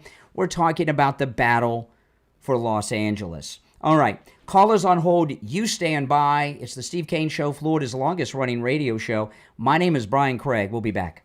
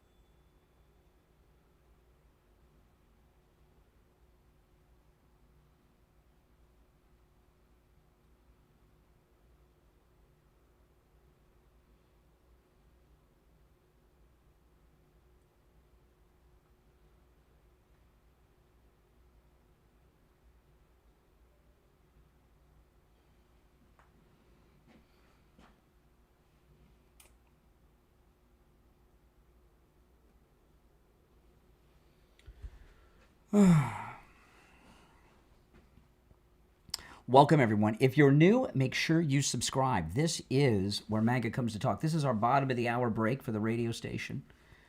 And then we'll be back, and I'll go back to the calls.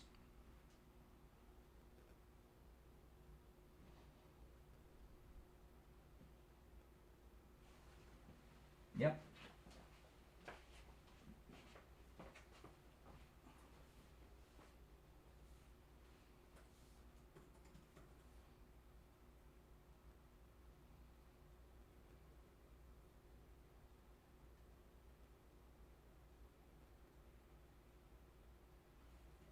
If you're on hold, hang in there. We're going to go right back to the calls after the break.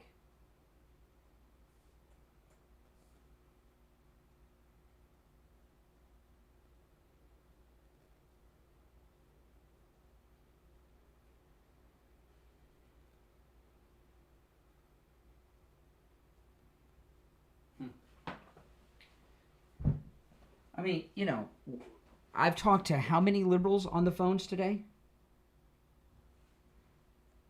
You know, how many? Have you? And the only time if they even bother to be critical of what's going on, it's because I pull it out of them. They never volunteer.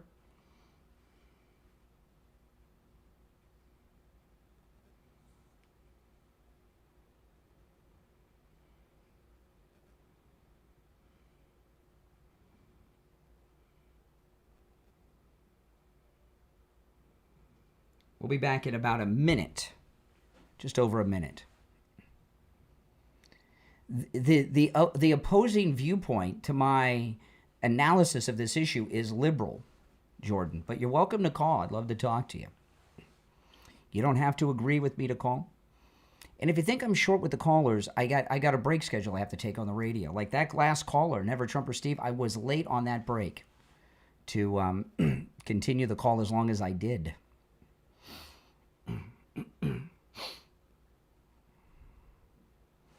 This is a radio show. We're on a bunch of FM radio stations. I'm based out of Florida.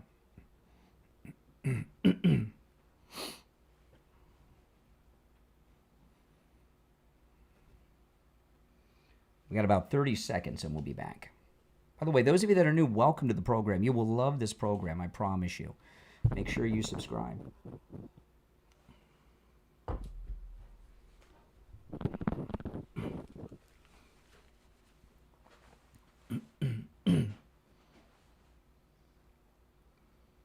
All right, here we go.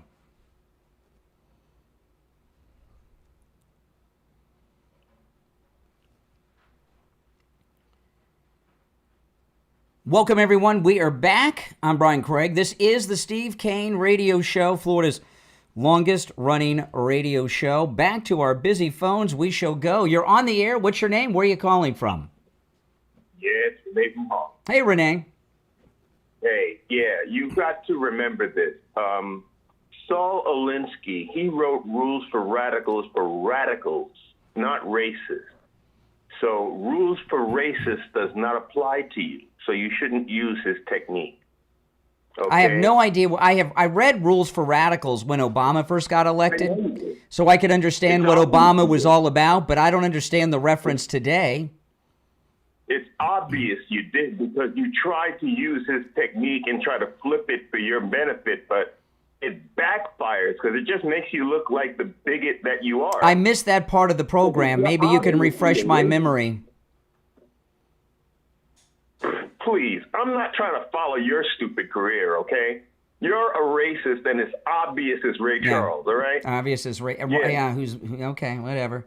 And you've got nothing to say. That's obvious to anyone with ears. You're on the air. What's your name? Where are you calling from? Hey, Brian, it's James again. I'm just calling in response to stupid Steve, Never Trump or Steve. Let me tell you something. It says they entered the country illegally means they're lawbreakers. Period. Yeah. Steve is an idiot. Why do you have him on? Have a great day, buddy. Well, just the other day, Steve, somebody said, "Well, yeah, I get this a lot. We hear this a lot. Why do you talk to these liberal jerks?" On Friday's show, if you remember, we got a call from a guy who's a longtime listener to the program, African-American gentleman, and he's hardcore MAGA. He loves Trump, but that wasn't always the way. He listened to us for years. He was a liberal. He hated us. He hated all this stuff.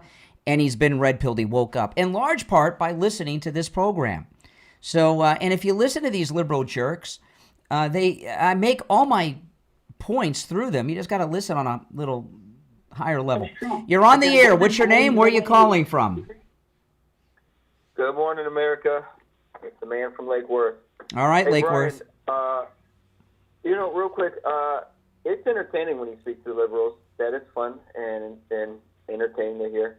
I just want to make a statement real quick and then back it up. Here we go. I believe you do not. I believe you do not live in reality. The reason why is because I've spoken to you 3 times, and I told you that I have. I know exactly who you are, and I know everything about you. You think I'm that stupid? I mean, give me a break. You know, if you notice, every liberal on the line today, what are they doing? Every single liberal, what are they doing? They're trying to get us to talk about anything other than the great work that President Trump is doing. You're on the air. What's your name? Where are you calling from? Liberal on the line today. My name is Proud Democrat Brent. I am a Democrat. You are a fool, man. You hate the truth. You hang up on people. Turn down the volume behind you. I can't understand you. You got to turn down the volume where you're listening. Turn down the volume. I'm a proud Democrat. You are a fool. If we are liberal, you are in a cult. I'd rather be a liberal than a Trump supporter. Trump played you, man. You got played by a felon, dude. You call people names. You're racist. I'm calling a lawyer. I'm suing you, dude. You cannot label people. Okay. All right. Goodbye. All right. You're on the air. What's your name? Where are you calling from? Hi, my name is Will. I'm calling from South Florida. All right, Will. So, okay, I have just one question for you. Now, I like the work that you do. I like you. But I just want you to tell me, I want you to make it make sense. When you say that Nick Fuentes is nothing but a liberal. I've never said that. What makes... I never said that. No. And I want to tell you, excuse me, I never talk about him. And another thing is, I want to tell you this. I know you're recording me and trying to get me to say something about him, and it's not going to happen. All right? Take care. Oh, my goodness. I've been doing this a long time. Again, another liberal wants to talk about anything other than what we're really facing. You're on the air. What's your name? Where are you calling from? My name's Charles. I'm calling from California. I just want to say, No. You're on the air. What's your name? Where are you calling from? Rich from New York. Hey, Mitch. How are you, Brian? All right. Yeah, man. I just called to say that anybody who came here illegal should be deported. I don't care if it's my brother, if it's my sister. You broke the law. By coming here illegally, you already broke the law. That makes you a criminal. Yeah. And I'm glad Donald Trump. I'm glad Donald Trump won. And you're calling me. Listen. You're calling me from New York, but you're not originally from New York. You're a legal immigrant from where? From Haiti, and I came here the right way. Okay. So this is an interesting thing because I'm going to ask you. I got a call from an American citizen in New York in the first hour of the program. He's a naturalized U.S. citizen. He's originally from Mexico. And I asked him a question that I'm going to ask you. I keep hearing on the liberal media, right, and from Democrats talking at press conferences and others, that legal immigrants like you are living in fear that you'll mistakenly be picked up and deported. Do you worry about being deported back to Haiti? Not at all, because I'm a U.S. citizen for one, and if you're here legally, you will not be deported, because America is not stupid. Technology is not stupid. They will realize that you're legally living here. They will not deport you. So the left-leaning media trying to make people fear by saying, let me tell you something. I don't watch those CNN, MSNBC. To me, they're like a political party, Democrat communists. That's how I call CNN, MSNBC, CBS. They're all communists. Yeah. They want to turn this beautiful country to a third world country. Mm-hmm. Let me tell you something. I came here because my country, I didn't have the security. That's the reason why I'm here. I was running fear. Okay? So now, if they want to turn America to a third world country, thank God Trump is the president of the United States. And I hope on his 4 years, he's going to be in power. Clean this up. I don't care if you have to use the military court. Clean it up. Yeah. Make America great again. Well, listen, I appreciate the call. A legal, naturalized U.S. citizen from the anarchy of Haiti. Now, I'm not the man I used to be. In fact, I'm only about 3/4 of the man I used to be, right? I used to be a bigger man because I lost all this weight thanks to Coastal Weight Loss Secret. And, today is one of those days. I talk a lot about my shirts because that's one of the places I notice it. I'm wearing this shirt that I have on today, something called a Roosevelt shirt. They're kind of comfortable for the Florida weather. And this is another one of my shirts that when I was wearing it just a few short months ago, I could wear it, but it was almost like a girdle. It was so tight. And if I saw myself in the mirror from a profile, you could tell, I was pushing out the body, I had a little bit of a belly going on. And this shirt fits exactly like it's supposed to be fitting. I look down, it's completely flat all the way to the floor because my stomach is flat. I've lost so much weight thanks to Coastal Weight Loss Secret. I've done this by eating foods I would normally eat. I'm not taking any prescription medications like Ozempic or anything, and 0 exercise. And it's absolutely amazing. Coastal Weight Loss Secret works. You can do it too. And I know a lot of you have, because I've been hearing from men and women in this audience who have taken my advice, gone the Coastal Weight Loss Secret, and they've lost boatloads of weight too.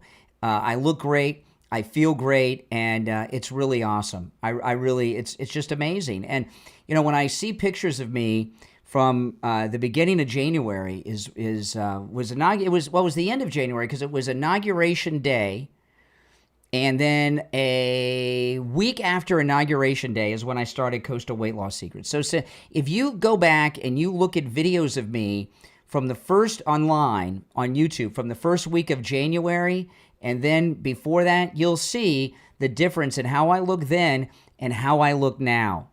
And it's a tremendous difference. My face, I have the definition back. I have jaw structure. I've got my chin back, my neck. I got a tiny little neck now. It's amazing. Give Coastal Weight Loss Secret a call, okay? When you call, make sure you tell them you heard about them on the True Oldies channel. 561-247-6300. 561-247-6300. That's 561-247-6300. And online, coastalweightlasssecret.com. We'll be right back.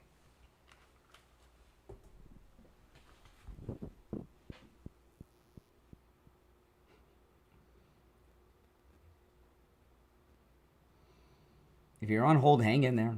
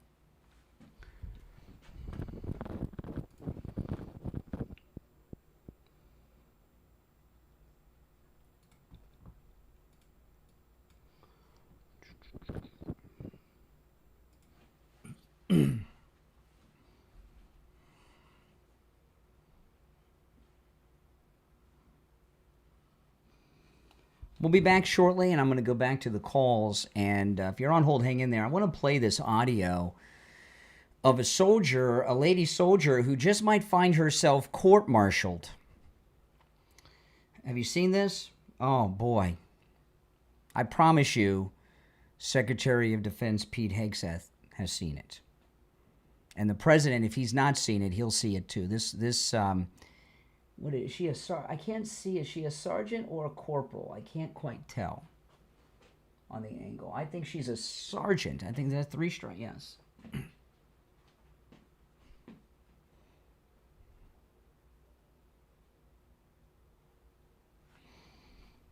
We'll be back in just over a minute.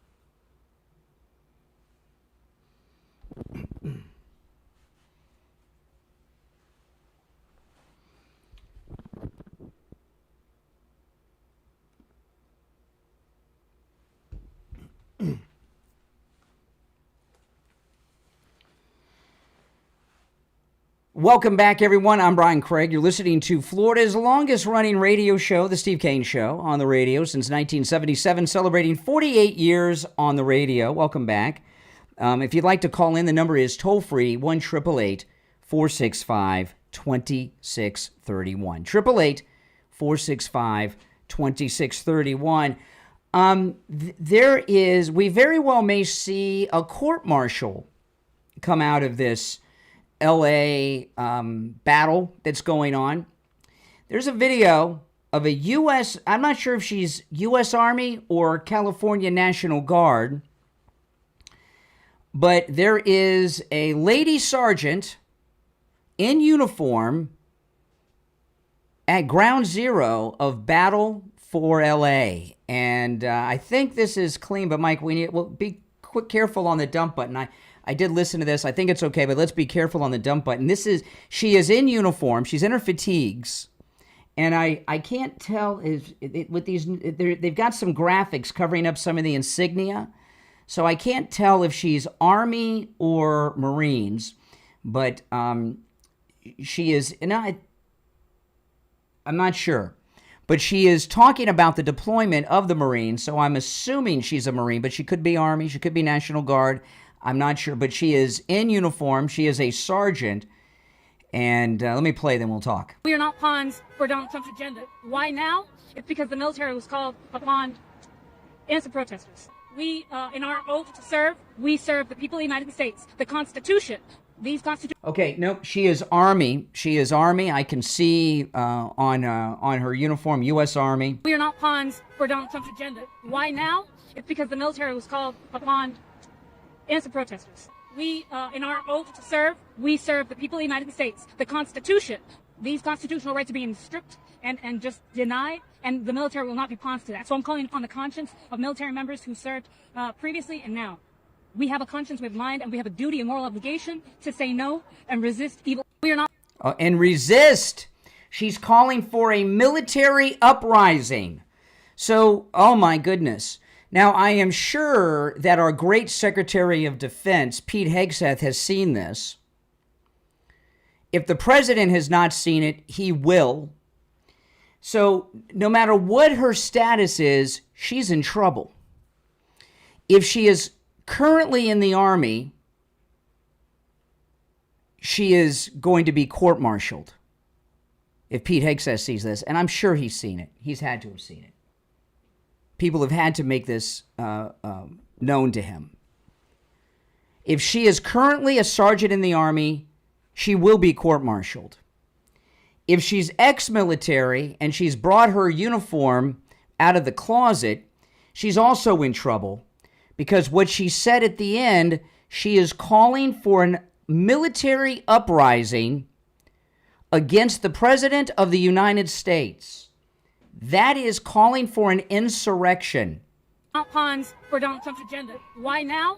It's because the military was called upon innocent protesters. We, in our oath to serve, we serve the people of the United States. The Constitution. She said our oath to serve, which implies that she's active duty, but we don't know. Serve, we serve the people of the United States. The Constitution. These constitutional rights are being stripped and just denied, and the military will not be pawns to that. So I'm calling upon the conscience of military members who served previously and now. We have a conscience, we have mind, and we have a duty and moral obligation to say no and resist evil. We are not... Resist evil. So she's calling on a military uprising of current and veterans against the commander-in-chief. Holy smokes. She's in trouble. Whether she's in the military or not, if she's in the military, she's in a whole bunch of trouble. All right. Our number, 1-888-465-2631. You're on the air. What's your name? Where are you calling from? Nope. You're on the air. What's your name? Where are you calling from? Yes, I think you're... I'm from California, and I think you're a faggot. Okay, well, then I would fit in out there, I would imagine. What's wrong with being that? You know, I don't understand... why someone who's liberal from California would think there's something wrong with being homosexual, someone being gay. I mean, that's the land of Harvey Milk, right? San Francisco. I thought gays were tolerated and welcomed in California. Why would calling me one be such an insult? I don't understand. All right, 888-465-2631. You're on the air. What's your name? Where are you calling from? Hey, Brian, this is Dustin from Louisiana. Hey, Louisiana. What's on your mind? This woman, she's trying to start an uprising or coup or something. That's what it sounds like, yeah. Right. I mean, what do we do now? I mean, what do you mean? As a country. Well, listen. If we don't know if she's currently in the military or not. Okay, we don't know. Okay. But if she is, she's going to be court-martialed. If she's ex-military, she's still calling on a military uprising. So she's calling for an insurrection. So these are things that are not allowed. Right. This is difficult for somebody like me, who's just I'm a civilian, but I got to talk out about it. Yeah, it's scary. You know, this is what happened. I mean, this is what's, you know, when Donald Trump talks about making America great again, see what has taken over our country? This country, it's not just these corrupt Democrats that are in power. The last generation or two have been brainwashed into crazy thinking about all kinds of things about this country, on top of the invasions that have taken place with the illegals. This country was on the verge of collapsing into, you know, like to non-existence. Yeah, we were about to lose our country completely. And thankfully, President Trump was reelected. Hey, appreciate the call from Louisiana. All right. Well, I'll take another call or two, and then we'll bring up some more stuff. You're on the air. What's your name? Where are you calling from? You're on the air. What's your name? Where are you calling from? All right. Thought better of it. You're on the air. What's your name? Where are you calling from? David from North Carolina. Yeah, David.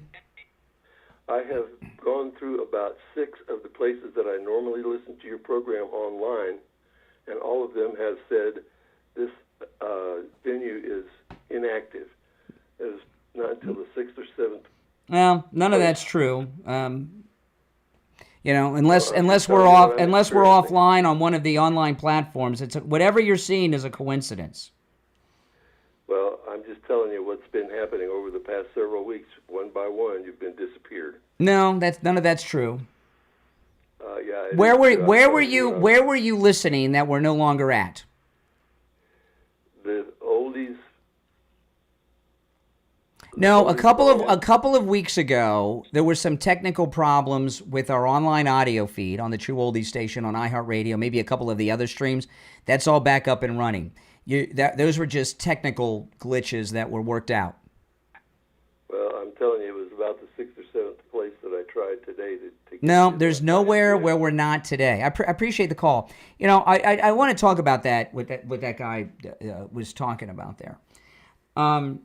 This is such amazing, you know, I love doing a live show. You know, last night George Clooney did that thing that no one watched. He wanted to do a live performance.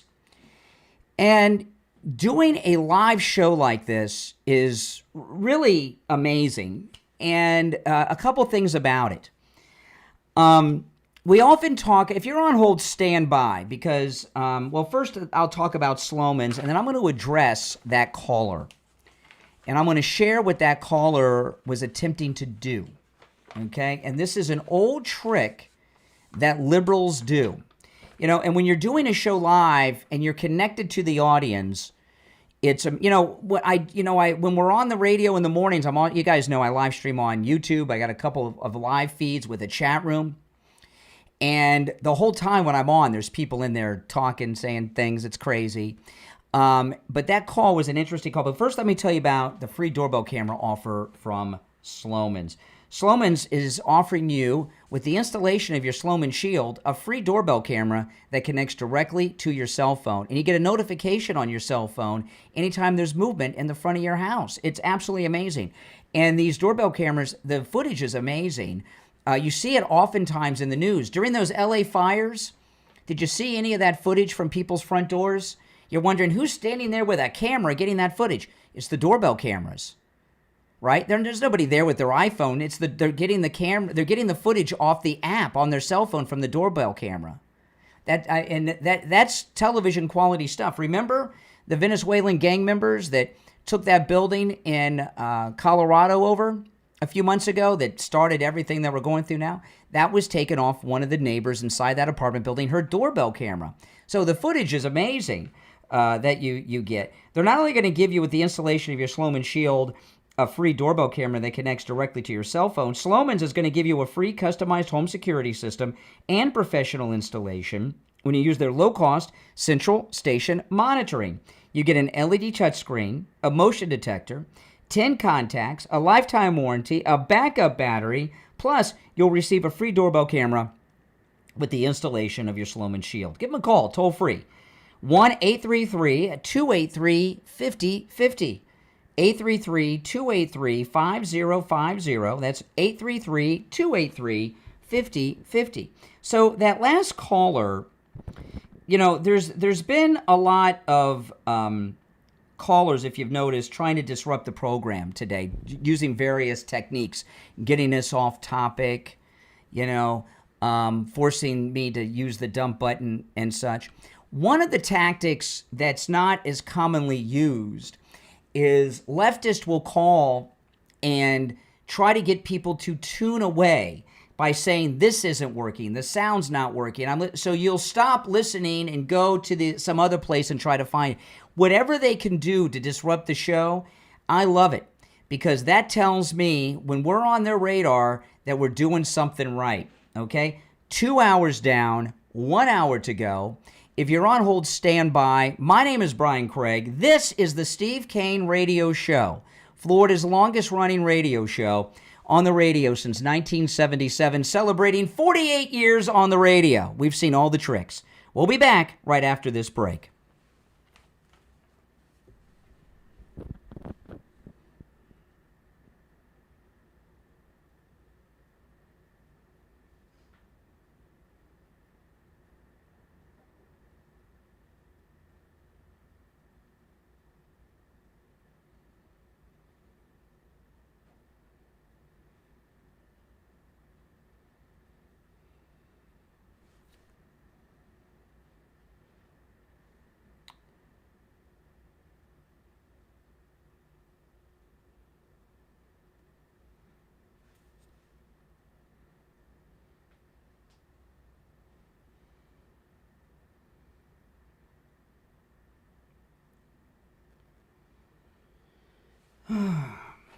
If you're on hold, hang in there, guys.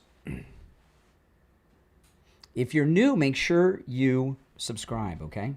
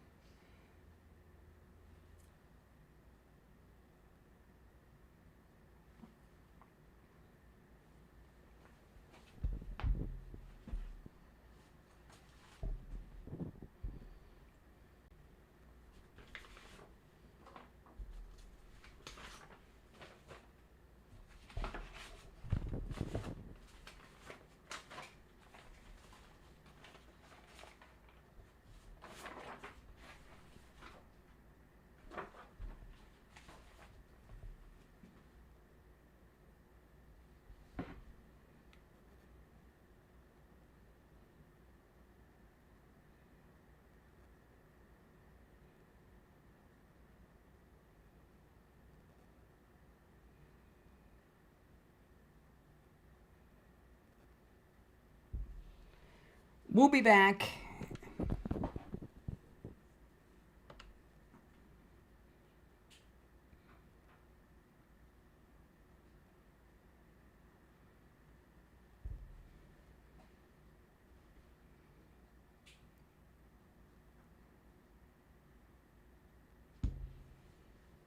In about a minute. If you're on hold, hang in there.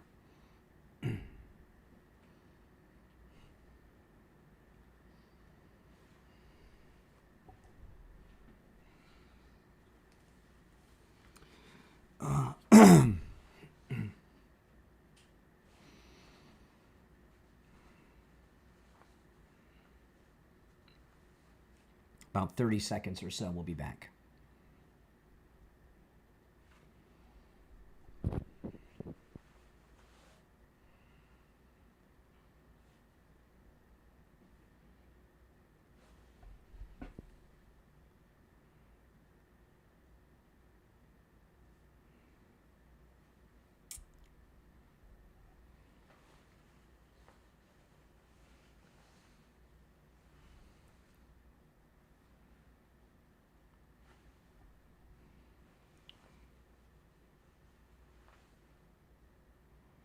We're back. Hour number 3 has begun. I'm Brian Craig. You're listening to Florida's longest-running radio show. We're talking about the incredible work that President Trump is doing, retaking the state of California back for America from the occupiers out there.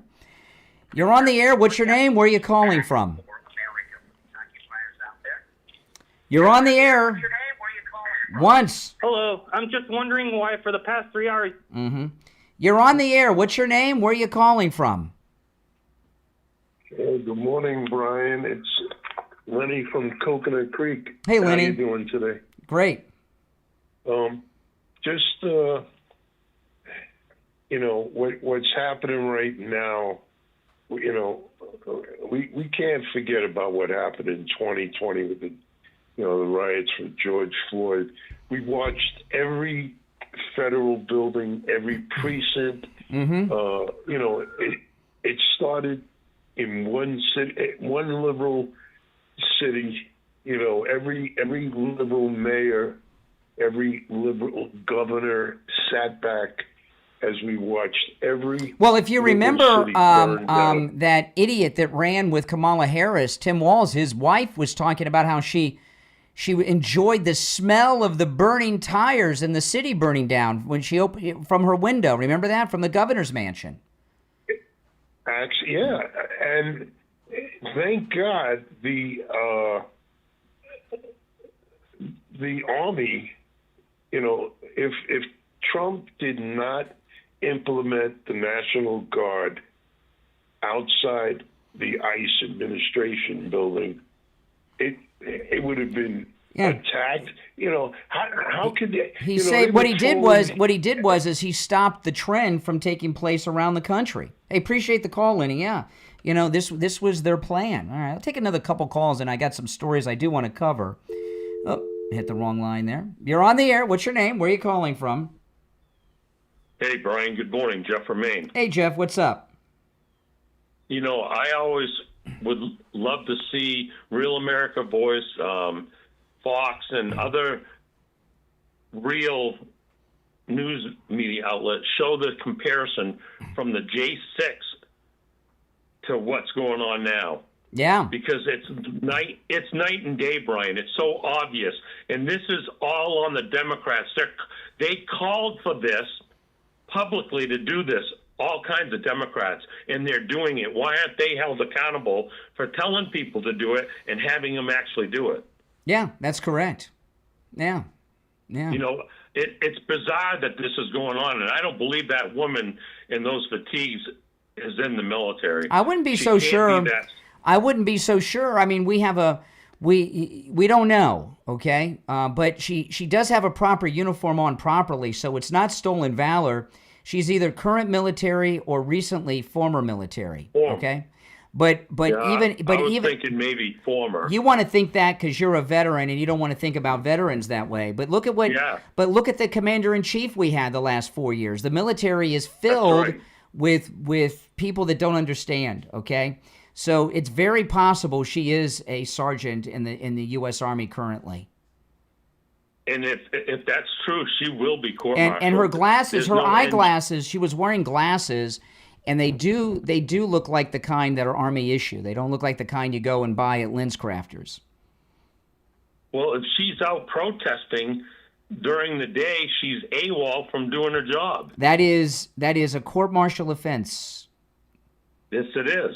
And, Brian, where's our, the military is supposed to be unbiased. In uniform. You're not supposed to take political stands. Well, it's a crime. It's a crime to do it. Yes, it is. But to call out violence and in if you, uniform. Well, listen, if you remember General Milley, when Trump was president of the United States and commander-in-chief, he came out and released a video that he played for all the military personnel denouncing President Trump going to the church, remember? So, I mean, and he was a 4-star general. So if a 4-star general can do it, a 3-stripe sergeant certainly can. In their mind. True. And just a quick question on No. Let me explain though to this woman about this sergeant. If she's current military, you know these people are sicko and brainwashed, and what they tell themselves is this: well, you know, just following orders. If you follow unlawful orders, you're a criminal, right? The Nazi generals. So what she's saying is we're not following unlawful orders, and she considers these orders to be unlawful. That's what she's saying. She's That's what she directly said, that she didn't have to follow orders. That's right. That's right. So so she thinks that the commander-in-chief is Hitler. She's been so brainwashed. And to promote that publicly on a live broadcast just goes to show you how ignorant they are. See, we don't know if she's current military or not. It's 50-50. But I would not be surprised with what we've... I mean, look at what they did to the military the last 4 years. Right? Transgender generals and admirals and colonels and stuff. Come on. This is, you know, the type of thing I would expect in the military. And if she's a sergeant with 3 stripes, she probably went in either at the end of Trump's first term or during Biden's term early on. And, you know, so it's very possible she's active duty or reservist. Did you see that they're showing pallets of cinder blocks being dropped off at these protest sites? Yeah. And they're smashing police cars? Well, how the heck did they get there? Not just who bought them and took them. I heard it was George Soros. Well, nobody paid people $1,250 to go there and protest. I don't think anybody knows that. I'd like to. I don't know if we have identified who's paid for them, but I'd like to know how you drive around in a truck filled with cinder blocks in downtown LA with this garbage going on, and the LAPD don't stop you. Right? That's a good question. If you got a burned out tail light, they'll stop you. Yeah. If you make a running stop at a stop sign, they'll stop you. And if you're driving around with cinder blocks, they don't stop you? Come on. I'm saying that Newsom is part of the problem because he's telling President Trump to arrest him. I love to see that happen. Yeah. All right. Good to talk to you. Jeff from Maine. Good points. You're on the air. What's your name? Where are you calling from? Hi, this is Mike. No. All right. You know, let me get back. Oh, my goodness. All right. If you're on hold, hang in there. Our number, 888-465-2631. Let me recap some things, and I got a lot I haven't even gotten to. But I'll try to get to as much as I can in the remaining time we have today. But if not, that's what my podcast is for. You guys listen to my podcast. Gavin Newsom yesterday had the worst day of his life.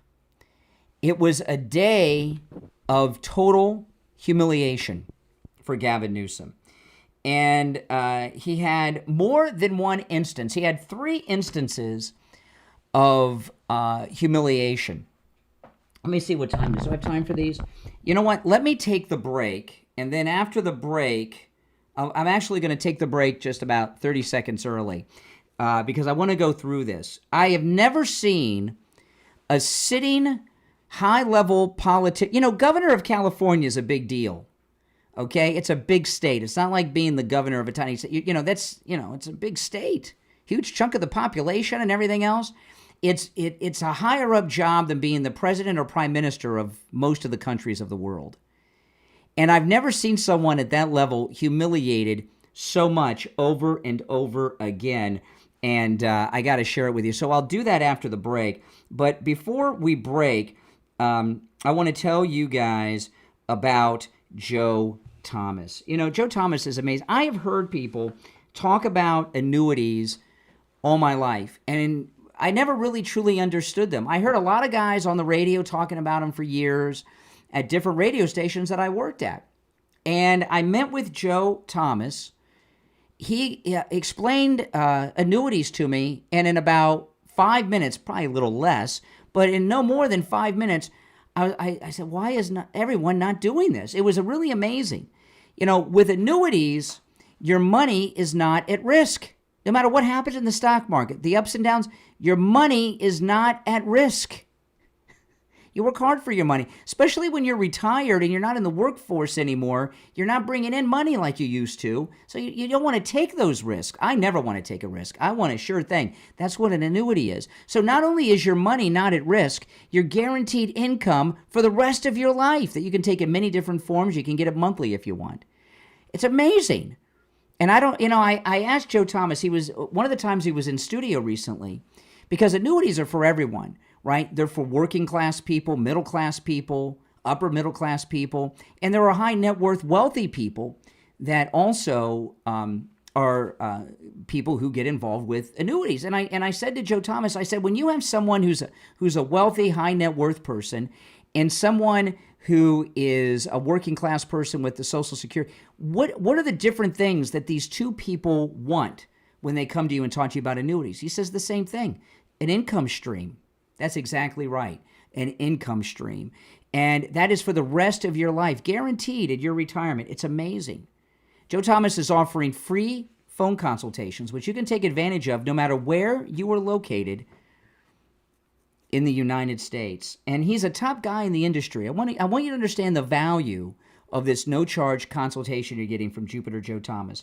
He's been in the retirement planning industry for over 30 years. And he's a 5-time qualifying member of the $1 Million Roundtable, which is achieved by fewer than 1% of all financial advisors in the world. Yeah, so he's an elite top man in the industry, and he's offering you a free phone consultation. Pretty good deal, huh? Give him a call. Here's his number, 561-743-0999. 561-743-0999. And if you missed the number, just go to his website. It's easy to remember, jupiterjoe.com. That's jupiterjoe.com. We'll be right back.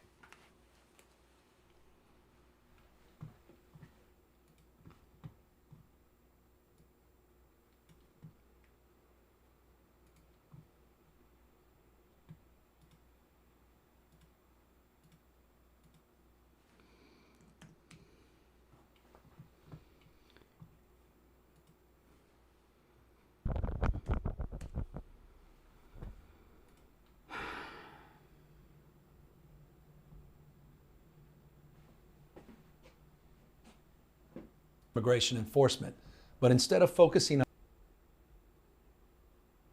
working on the audio, not sure if that's on the governor's end, but we're working.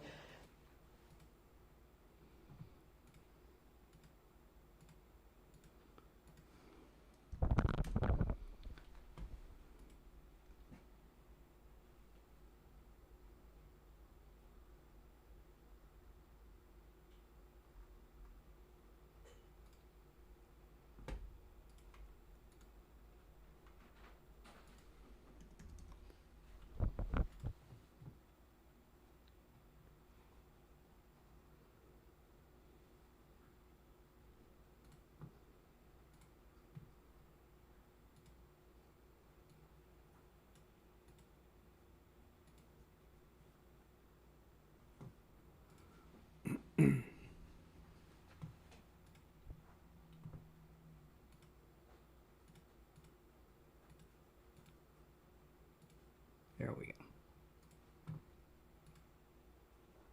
go. On the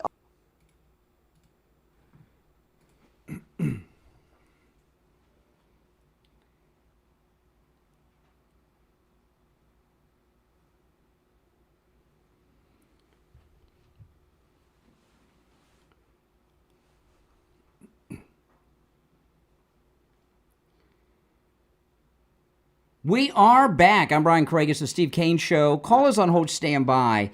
This is amazing. The humiliation that Gavin Newsom went through yesterday was the biggest humiliation a politician currently in office has dealt with at his level during a crisis, I'm here to tell you. Right? His state is burning down. Southern California is a war zone because of Gavin Newsom. Yesterday, his wife went shopping with a Starbucks in hand, and bodyguards and the press. Gavin Newsom's wife went shopping in Beverly Hills, which, by the way, is in Los Angeles for those of you who don't know. And she's smiling at the press, and she went in all dressed up with a fancy purse and a security detail and made sure that the paparazzi and the press were there. Why did she do that? The only reason a wife would humiliate her husband so publicly while the city burns going shopping on Rodeo Drive, there's only two things I can think of. One, she's upset. She thought she was going to be the first lady of the United States, and he's blown that. Or her husband's cheated on her, and she found out about it. Those are the only two things I can think of. I'm not saying either are true, but those are the, a wife, especially a political wife, okay? And I promise you, Gavin Newsom did not know that his wife was going to go shopping in Beverly Hills on Rodeo Drive yesterday, at least not until it was too late, and she was there because he would have done everything he could do to stop her from this humiliation. She went out, the man is humiliated by his wife during the battle for Los Angeles. That's one, okay? I mean, that's really bad. That's I've never seen a wife do that to her husband, who's one of these politician wives. Usually the politicians, their wives, no matter what they do, stand by. Remember the Clintons on 60 Minutes? I'm not, remember all that? Remember the Lewinsky? They always stand by their husbands, these wives. But Gavin Newsom's wife humiliated her husband. She goes shopping in the most exclusive shopping district in the city that is being burned down. Then, these are in no particular order. These are just in particular of my fun order. Then he's butched up now. He's gonna take control. He's going to address the people of California. He's going to address the people of California live on television. He even texted Hannity last night, was on television. He said, I just got a text from Gavin Newsom. He wants to know if we're going to cover his speech. So not only is he's going to take charge from Donald Trump, he's making sure everyone knows, even personally texting Sean Hannity. And then this happens. Okay, we are working on the audio. Not sure if that's on the governor's end, but we're working to get that production up and running for you so you can listen in. We certainly will have excerpts of what the governor has said, but we're efforting to get the audio working so we can hear Governor Newsom's speech. We do know that he did file a law. Okay, so his microphone is off, but he's speaking. He has no idea, and this is from CBS News national feed. So first, his wife humiliates him with the Rodeo Drive Beverly Hills shopping trip. This was no accident, what happened with Gavin Newsom. Someone on his technical team muted the mic to make him look like a joke, okay? Make him look like a joke. So then, I know these are all bad. He's had a bad day. Does he drink? I know he drinks wine because he was having wine parties during the lockdowns. Remember the maskless Napa Valley wine parties he was having when everybody else was locked down and getting arrested for breaking those things? So I watched the president's Oval Office event yesterday, which has always turned into a press conference. And they had asked, because Gavin Newsom had said that the president hadn't talked to him before he took control of the National Guard. And he said, well, I talked to him about a day ago. Something like that. Gavin Newsom called the president a liar, said they never spoke. So President Trump did something that I have never seen a president do, ever. And I love it. He took a screenshot, and now I couldn't tell if this was the president's cell phone log or a landline phone, but the President Trump, he took a screenshot of the phone log on the phone itself showing that he called Governor Newsom. The first time, Newsom didn't answer. And then the second time, it showed they spoke for 16 minutes. But remember, Gavin Newsom said the president even called him. So President Trump took a screenshot of that call log and sent it to Fox News anchor John Roberts. And then he went live with a breaking alert news sounder on Fox News Channel. Listen. On between Gavin Newsom and President Trump. Gavin Newsom, after President Trump said in the noon hour in the Oval Office that he called him yesterday or the other day, Gavin Newsom tweeted the following. He said, quote, "There was no call. Not even a voicemail. Americans should be alarmed that a president deploying Marines on our streets doesn't even know who he's talking to." Well, President Trump contacted me from Air Force One on his way to Fort Bragg, North Carolina, where he'll be in just a little while. He said the first call to Gavin Newsom was not picked up. The second call Gavin picked up. We spoke for 16 minutes. I told him to essentially, quote, and this is quoting the president, "get his ass in gear and stop the riots, which were out of control more than anything else. This shows what a liar he is. Said I never called." So here is the evidence. And here is the call log that the president sent me from his phone. This was June the 7th. Now, granted, this was on Saturday. But look, there's 1:22 o'clock in the morning. Which would have been 10 o'clock at night, 10:22 at night. So here's President Trump at 1:22 a.m. California time. There was an outgoing call for 4 seconds. And then there was an outgoing call for 16 minutes. So that from the president, which says is proof that he spoke to Gavin Newsom early in the morning, our time, late at night, Friday night, would have been June 6th, I guess, in Los Angeles. So, Governor, over to you for the response. I was going to say that's next, right? We're waiting to see what if Governor Newsom has a response to the president's. Essentially, what he has there is the receipt for what he says the call that was made. It's all about the long conversation, yeah, exactly, in a 16-minute conversation. As you mentioned, as things were heating up, is the timing of that call, as things were really just beginning to get started. So it'll be interesting to see where this goes. Oh man, so that is like the worst possible day that during a crisis that I've seen from somebody at his level currently holding office. The wife betrayed him. Somebody on his staff sabotaged his address to the state during the crisis. And then the president exposed him for what he is. A no good liar. Oh my goodness. All right. Our number is toll-free, 888-465-2631. You're on the air. What's your name? Where are you calling from? Good morning, Brian. It's JJ from Mass. Hey, JJ. The craziness continues in California, and I look at the Democrats from a big macro. You know, when you look at everything in California and throughout the country. I mean, you look at our country, how we were founded.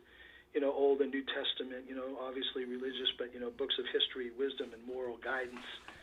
And the Democrats don't like that. I mean, they're lying. You can't have morality when you constantly lie all the time. They work off of the I don't know testament, because they're running L.A. and California. Hell, they're the burning flames of hell. Yeah.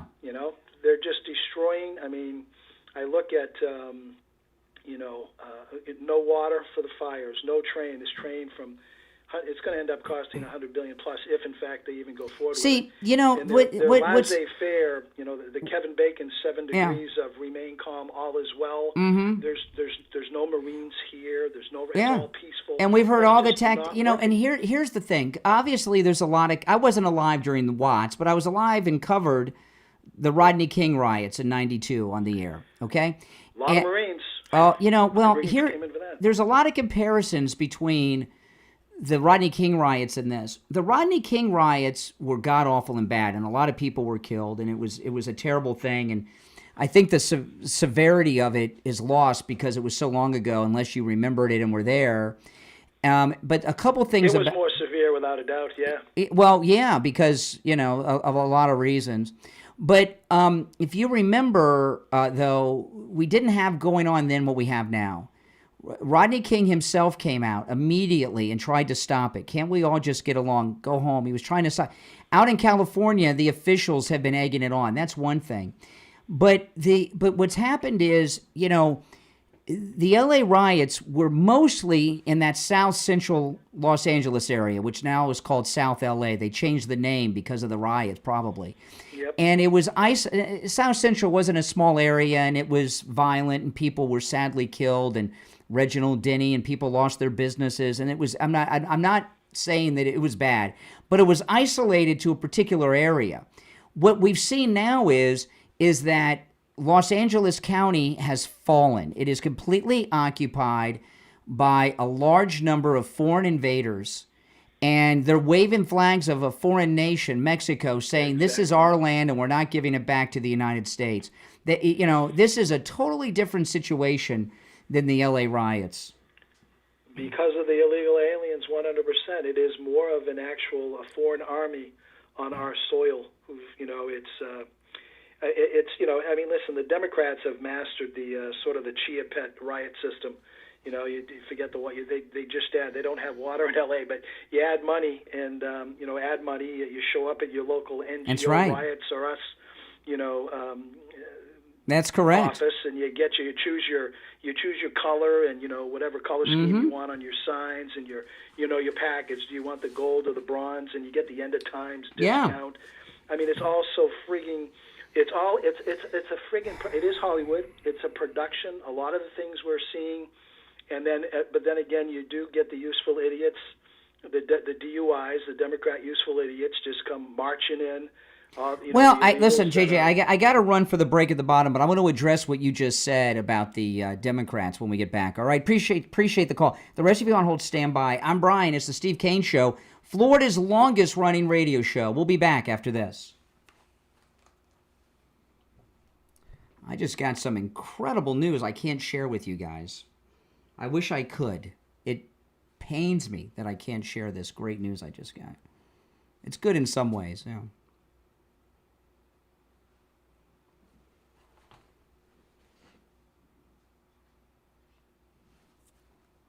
Now, if you're new, make sure that you subscribe. This is our bottom of the hour break at the radio station we're in right now.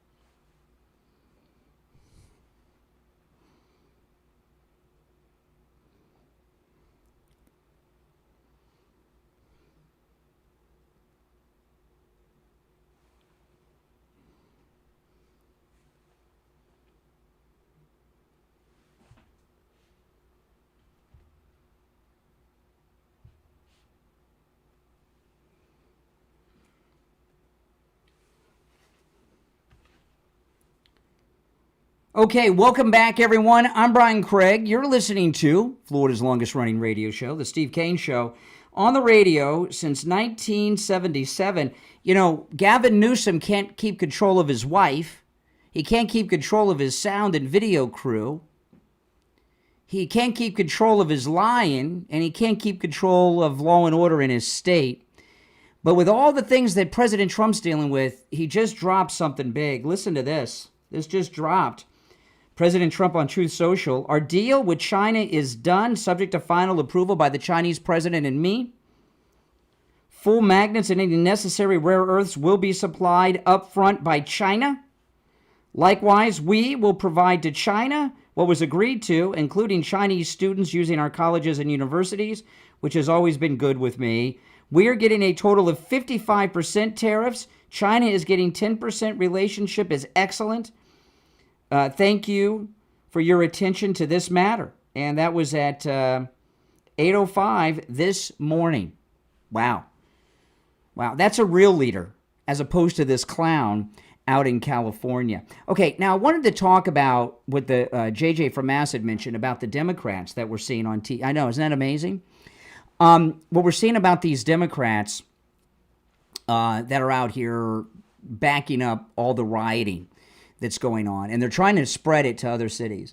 See, what happened to the Democrat Party's done, okay? And it started with the squad, okay? And I'll remind you of something that happened that you may remember, but you may not be aware of because the media, didn't spend a lot of time. When AOC and Ilhan Omar and those other lunatics in the squad first went to the House, they thought they were all that. Okay, and they were doing, they're always doing stupid stuff, but they really, AOC and the squad, all of 5 of them at the time, embarrassed themselves beyond imagination. They decided, since they all just got elected, that it was, they were going to be running the country, and they went looking to confront Mitch McConnell in his Senate office, and they took a television crew with them to watch them march to Mitch McConnell's office. Any of you remember this? Do you remember what happened? AOC, the whole squad, they've got the camera crews with them. We're going to get to that Mitch McConnell. We're going to tell him what's up. You know what happened? They couldn't find his office. They couldn't find his office. They were walking all over the joint, all over the Capitol, all through the office building. They couldn't find his office. It was so funny. It was humiliating for them and funny. And I don't. It's been a few years, so I don't remember if it was that day or the next. But I know, pretty funny, isn't it? Pelosi was the Speaker of the House, and some reporter went up to her to comment on this self-humiliation that the squad brought upon themselves. And she said, some people need to understand that they're no longer activists, that they're members of Congress. And you've got to stop acting like an activist and act like a member. Okay? And so what has happened with the Democrat Party is they've been taken over by radical activists. Some of them want to erase the borders. Some of them want to erase white people. Some of them want to erase Jews. Okay? It's a collection of radical activists that have taken over their party. And the Democrat Party has no adults that are even half rational anymore. And it's been lost. And when there's certain moments in time when things come up that are really nonpartisan, like taking a hammer and chiseling pieces of a sidewalk up and handing it to people to use as weapons to throw at federal agents, that usually is a nonpartisan issue. We're against that. But not with the Democrats. And they're egging all of this on. So they're in a state of self-destruction, and it started with AOC and the squad. And there's no end in sight. And David Hogg on the other side is helping destroy the DNC. So maybe we should thank David Hogg for his great work of destroying the DNC. All right, let's take a couple more calls. You're on the air. What's your name? Where are you calling from? Brian from Deerfield. Hey, Brian, what's up? Hey, well, how are you, Brian? You know, Brian, I'm looking at this. I thought the fires in California were a fiasco, and I'm watching what's going on in the streets of L.A. now. Can we say this is this mayor of L.A. she's on the hook too? Can we say this is the worst mayor-governor combination any state has ever had in the republic? I don't think there's a scintilla of brain power in either one of them. Yeah.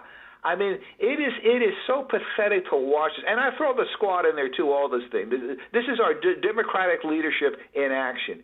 It's the most pathetic thing I've ever seen. And how the people could ever even consider voting for these guys, again, is beyond me. Yeah. This guy is he's not a leader. He's just a weasel. And what's going on in the streets of LA is all the way up to the governor's mansion. It's just a disgrace. It's a disgrace for our constitutional republic. Yeah. And this guy, I wonder if his wife is leading a little coup against him.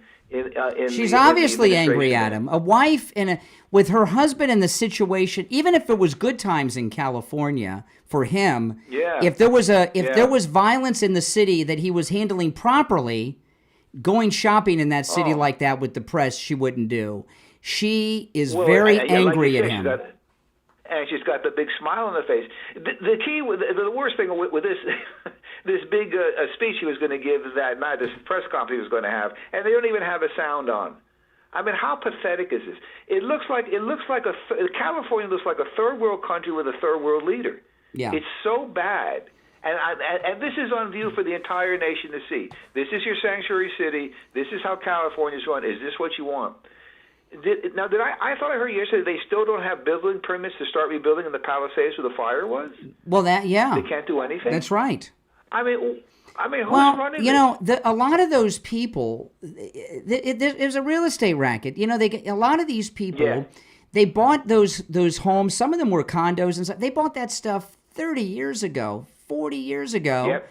And, they want him out. And, Steve Guttenberg, it's really sad. Steve Guttenberg used to be the biggest movie star in the world, and he hasn't really worked in years. And I don't know what his financial situation is, but it's been a long time since 3 Men and a Baby and Police Academy. And he probably doesn't have the cash to rebuild his mansion that he bought with the 3 Men and a Baby box office success. And there's a lot of those people, they may be doing okay financially, but to rebuild their house without insurance, and they want them to sell. And I wonder, while California hasn't given them the building permits, are they still collecting property taxes? And and also are those people still that have loans? Are they still making mortgage payments? Or what I mean? So. Yeah. I think so. It's a squeeze play. It's a squeeze play on these. It's insane. People.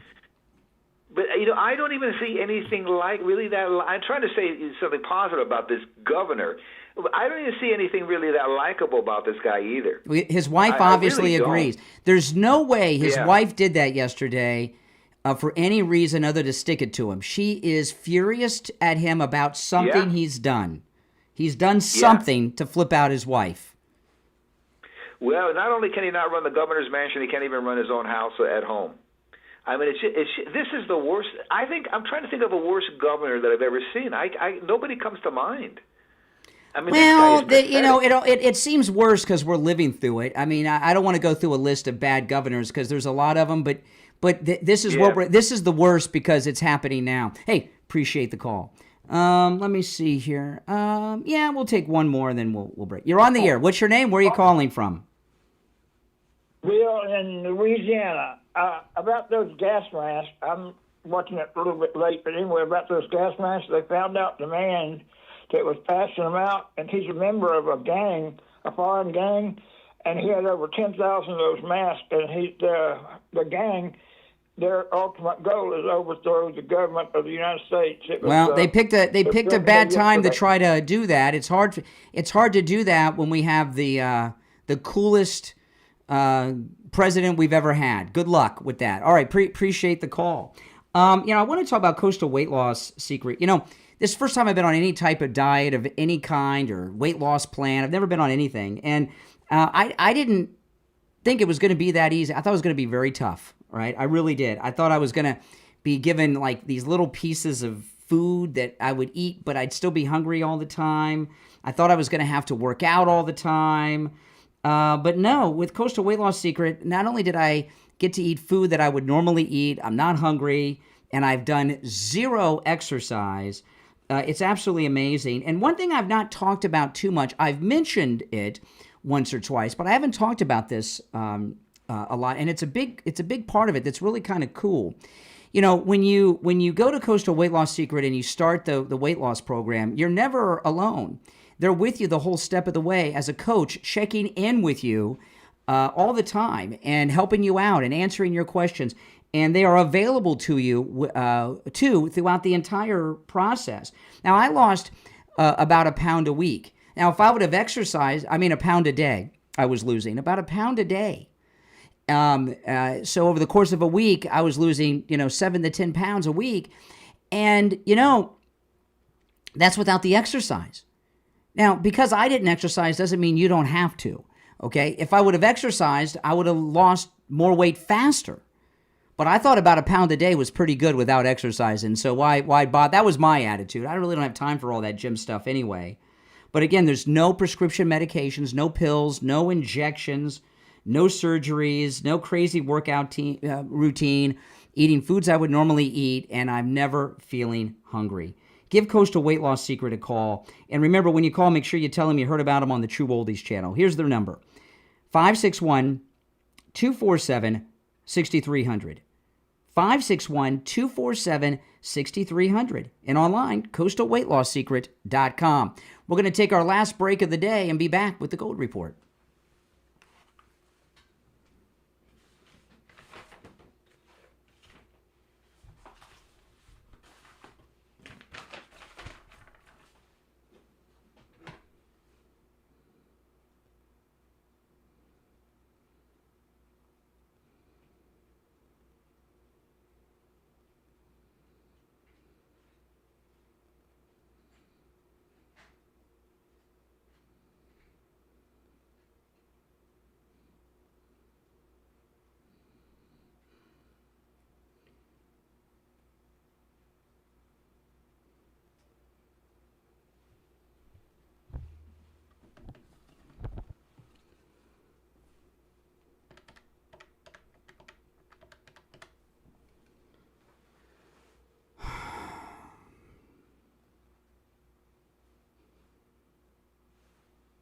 Hey there, we got about 30 seconds, all right? So just stand by. Okay. I'm going to keep the line open, but we have about 20 seconds.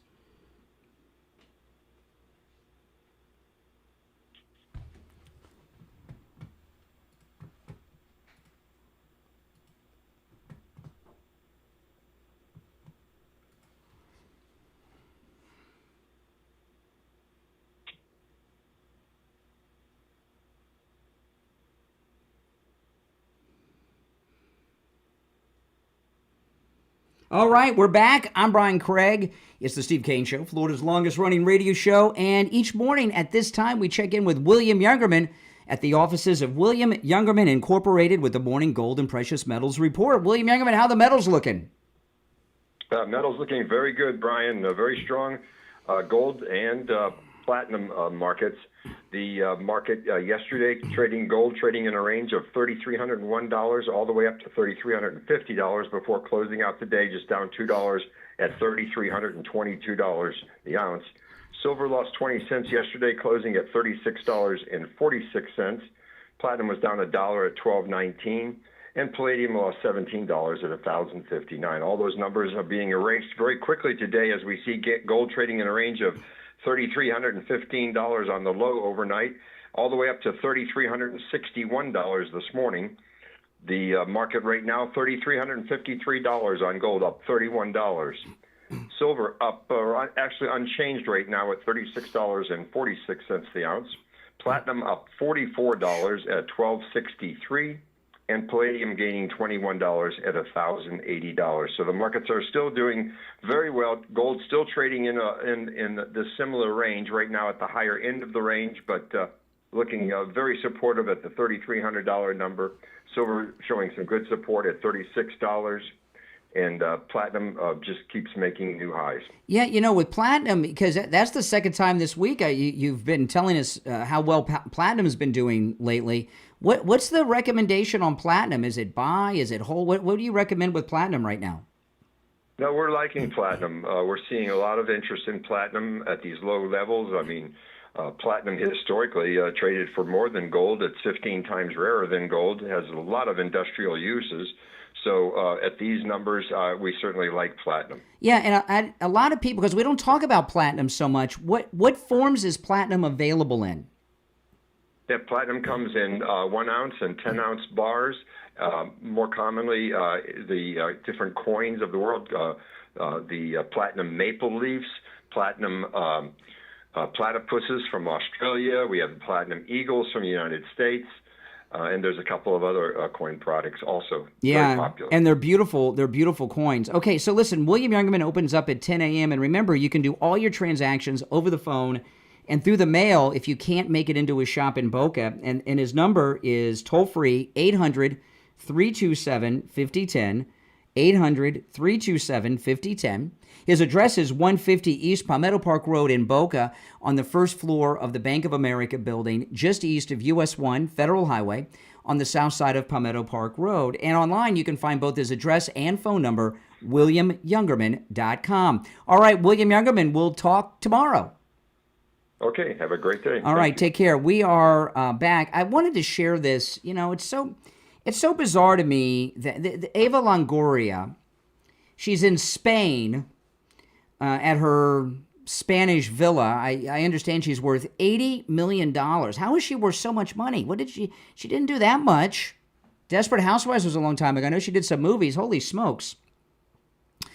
But anyway, there seems to be, and this is what I don't get. There's a lot of people who are Hispanic that see Hispanic people in California break terrible laws, assaulting federal agents, burning police cars, looting businesses. But because they're Hispanic and they're Hispanic, they feel a need to defend this criminal behavior. And I don't get that.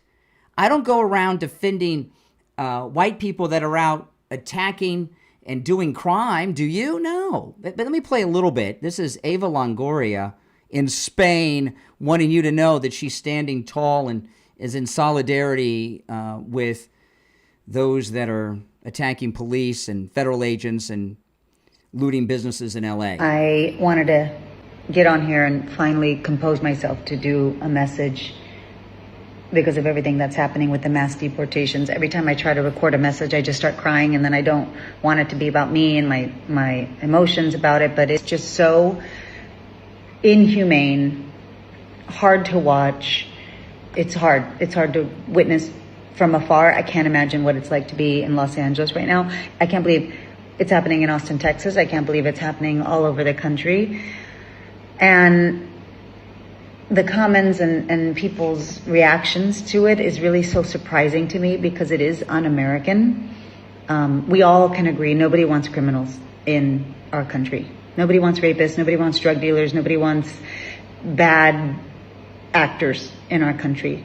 That's not what's happening. These roundups are happening in roundups, birthday parties, in elementary graduations, Home Depot. Those are not criminals. And I just hope that everybody has more compassion to this issue and Okay, blah, blah, blah. Okay, so here's the enough of her. You know, here's the thing about that and some of the other things, okay, that are going on. Yesterday, I wish I could play this audio for you, but there were so many F-bombs in it. If I beep them out, you'd have nothing but just like beep. The son of Goldie Hawn and Kurt Russell. Now, I've assumed that Kurt Russell is probably a pretty conservative guy. I've always thought that, but maybe I'm wrong. He's a Hollywood actor. Who knows? But did you see their son yesterday? He went where the military are at the Ice Center and just started screaming the most F-bomb after F-bomb, just so nasty. And, you know, the reason I always focus in on these actors is they're always advocating for these illegals to be here, the undocumented, taking all these different jobs. Eva Longoria had mentioned the Home Depot. I got a call. I got 2 calls early in the show from 2 workers. One of them is a long haul truck driver who he said he used to make $3,000 a week. Now it's about 12. The wages have gone down because there have been so many illegals getting the truck driving jobs. And he was talking since President Trump's executive order about the English, you got to speak English to be a truck driver. He has seen the Department of Transportation at the weigh stations test to see if these drivers speak English, and if they don't, they're off the road. That's amazing. He said that's right. I mean, he was talking, the wages have gone down because they work for less, and there's an overabundance of long-haul drivers because the illegals taking that very skilled job away. But President Trump's pushing the ones that don't speak English out. I got another guy who called me from California in the first hour of the program, and he works in the drilling industry. It wasn't oil drilling, some type of environmental drill. I wasn't quite clear on what kind of drilling, but it's skilled labor. And he was talking about how in California they hire illegals to work on those jobs as well. And those long haul truck drivers, people that work in the drilling industry, those used to be very high paying jobs. The jobs that the illegals are taking are not just menial labor that nobody wants, okay? They're taking highly skilled jobs. I go to Home Depot. I don't know. I can do some things around the house, but I'm not a carpenter. I'm not a plumber. I'm not an electrician. I'm not going to go in the garage with a saw and start cutting 2x4s and build an addition on my house. I got to hire people that have the skills to do that. And these daily work crews, when they go to Home Depots looking for workers, they're not looking for guys like me. The only thing I would be good for is picking up the trash. I could be the cleanup guy on the job site. They're looking for guys that do skilled labor that will do it for slave wages that they don't have to pay legal immigrants or Americans to do. So not only do they cause a lot of unemployment, they're taking skilled jobs. And by the way, these jobs that they say nobody wants to do, people want to do those jobs, okay? Landscaping. I've known many guys in my time that have landscaping businesses. Not so much in the last few years because illegals have taken over that industry here in Florida. Although I have noticed that I am not seeing as many lawn crews in my development that I used to see before Trump's second term because they were filled with illegals. My guy's an American who only uses Americans, okay? And he when I first met him, he told me that right out of the box because he can't financially compete with the others. But I'm not seeing these illegals and their lawn crews around. And you would know them because they would go around and knock on your door or stop you in the driveway trying to sell you to trim your trees or something. And they're gone. And the reason they're gone is they're afraid of getting rounded up. So they're not out there cruising the streets doing lawn business. But these types of jobs are good jobs that people make good livings at their entire life. The hotel jobs, farm work, all these things. I don't know what to do on a farm. There's more than just picking on a farm, which mostly is automated. These are skilled jobs that this workforce has been taking from people, whether it's the truck driver, the guy in the drilling industry I talked to earlier, or some of these others. And what President Trump is doing is absolutely amazing. And there's a common thing that you hear MAGA people say all over the place, online, on television, everywhere. This is why we elected Trump. This is what we elected him to do, what we're seeing. What's going on in Los Angeles is why we elected him. And thankfully, he has these 2 non-consecutive terms, because if he'd had 2 terms back-to-back, he wouldn't have been as effective. He wouldn't have been... First off, he's had 4 years to organize what's going on here. But 4 years of experiencing Biden, that woke a lot of people up. And he's able to do what's got to be done in a way that he probably would not have been able to do with 2 consecutive terms. All right, we're winding down. So you're on the air. What's your name? Where are you calling from? Oh, yeah. I heard that Walmart... Hold on, let me I heard Walmart, the billionaire, she's the one who's putting out those. No, she's been paying. She's I saw a story on that. One of the wives of a Walmart family member, who's big lips. She of course. She's been paying for this June 14th thing that they're doing. She's been advertising it. Yeah, so she's been doing that. Absolutely. Well, listen, I'm running short on time, and I want to tell everyone about Dr. Appleton and his laser away pain treatment. It's Wednesday, a day closer to the weekend. If you're suffering with aches and pains, go see Dr. Appleton. Aches and pains, suffering is not a part of growing old. Go to Dr. Appleton. The laser away pain treatment, there's no shots, no injections, no drugs, no surgery, no downtime. It's 100% painless, and it works. He's rid me of pain 7 times. But what it does, the laser treatment repairs the damage that's causing you the pain. That's why the 7 times that I've been treated by Dr. Appleton, and by the way, Dr. Appleton performs all the laser treatments himself, not an assistant. He does them all himself. The pains haven't returned because he's repaired the damage that was causing me the pain. It's amazing. Give him a call. Remember, appointments aren't necessary either. Walk-ins are welcome even on Saturdays. 954-973-0710. 954-973-0710. That's 954-973-0710. And online, AppletonCairo.com. Give Dr. Appleton a call and say bye-bye to your pain.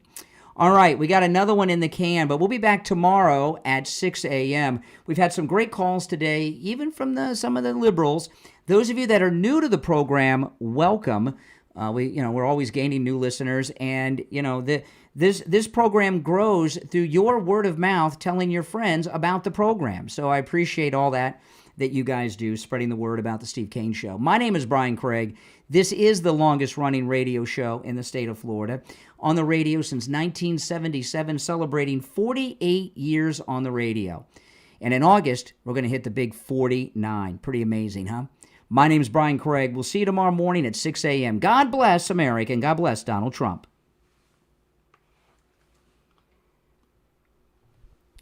All right, guys, we're out. Listen, thanks for watching. I'll have a new podcast for you today. If you didn't catch my podcast last night, make sure you check it out. And if you're new and you've just been watching for a few minutes, this is where MAGA comes to talk, all right? Make sure you subscribe. And if you're already subscribed, do me the favor of liking the video and sharing on your socials if you don't mind, all right? Take care. I'll talk to you later.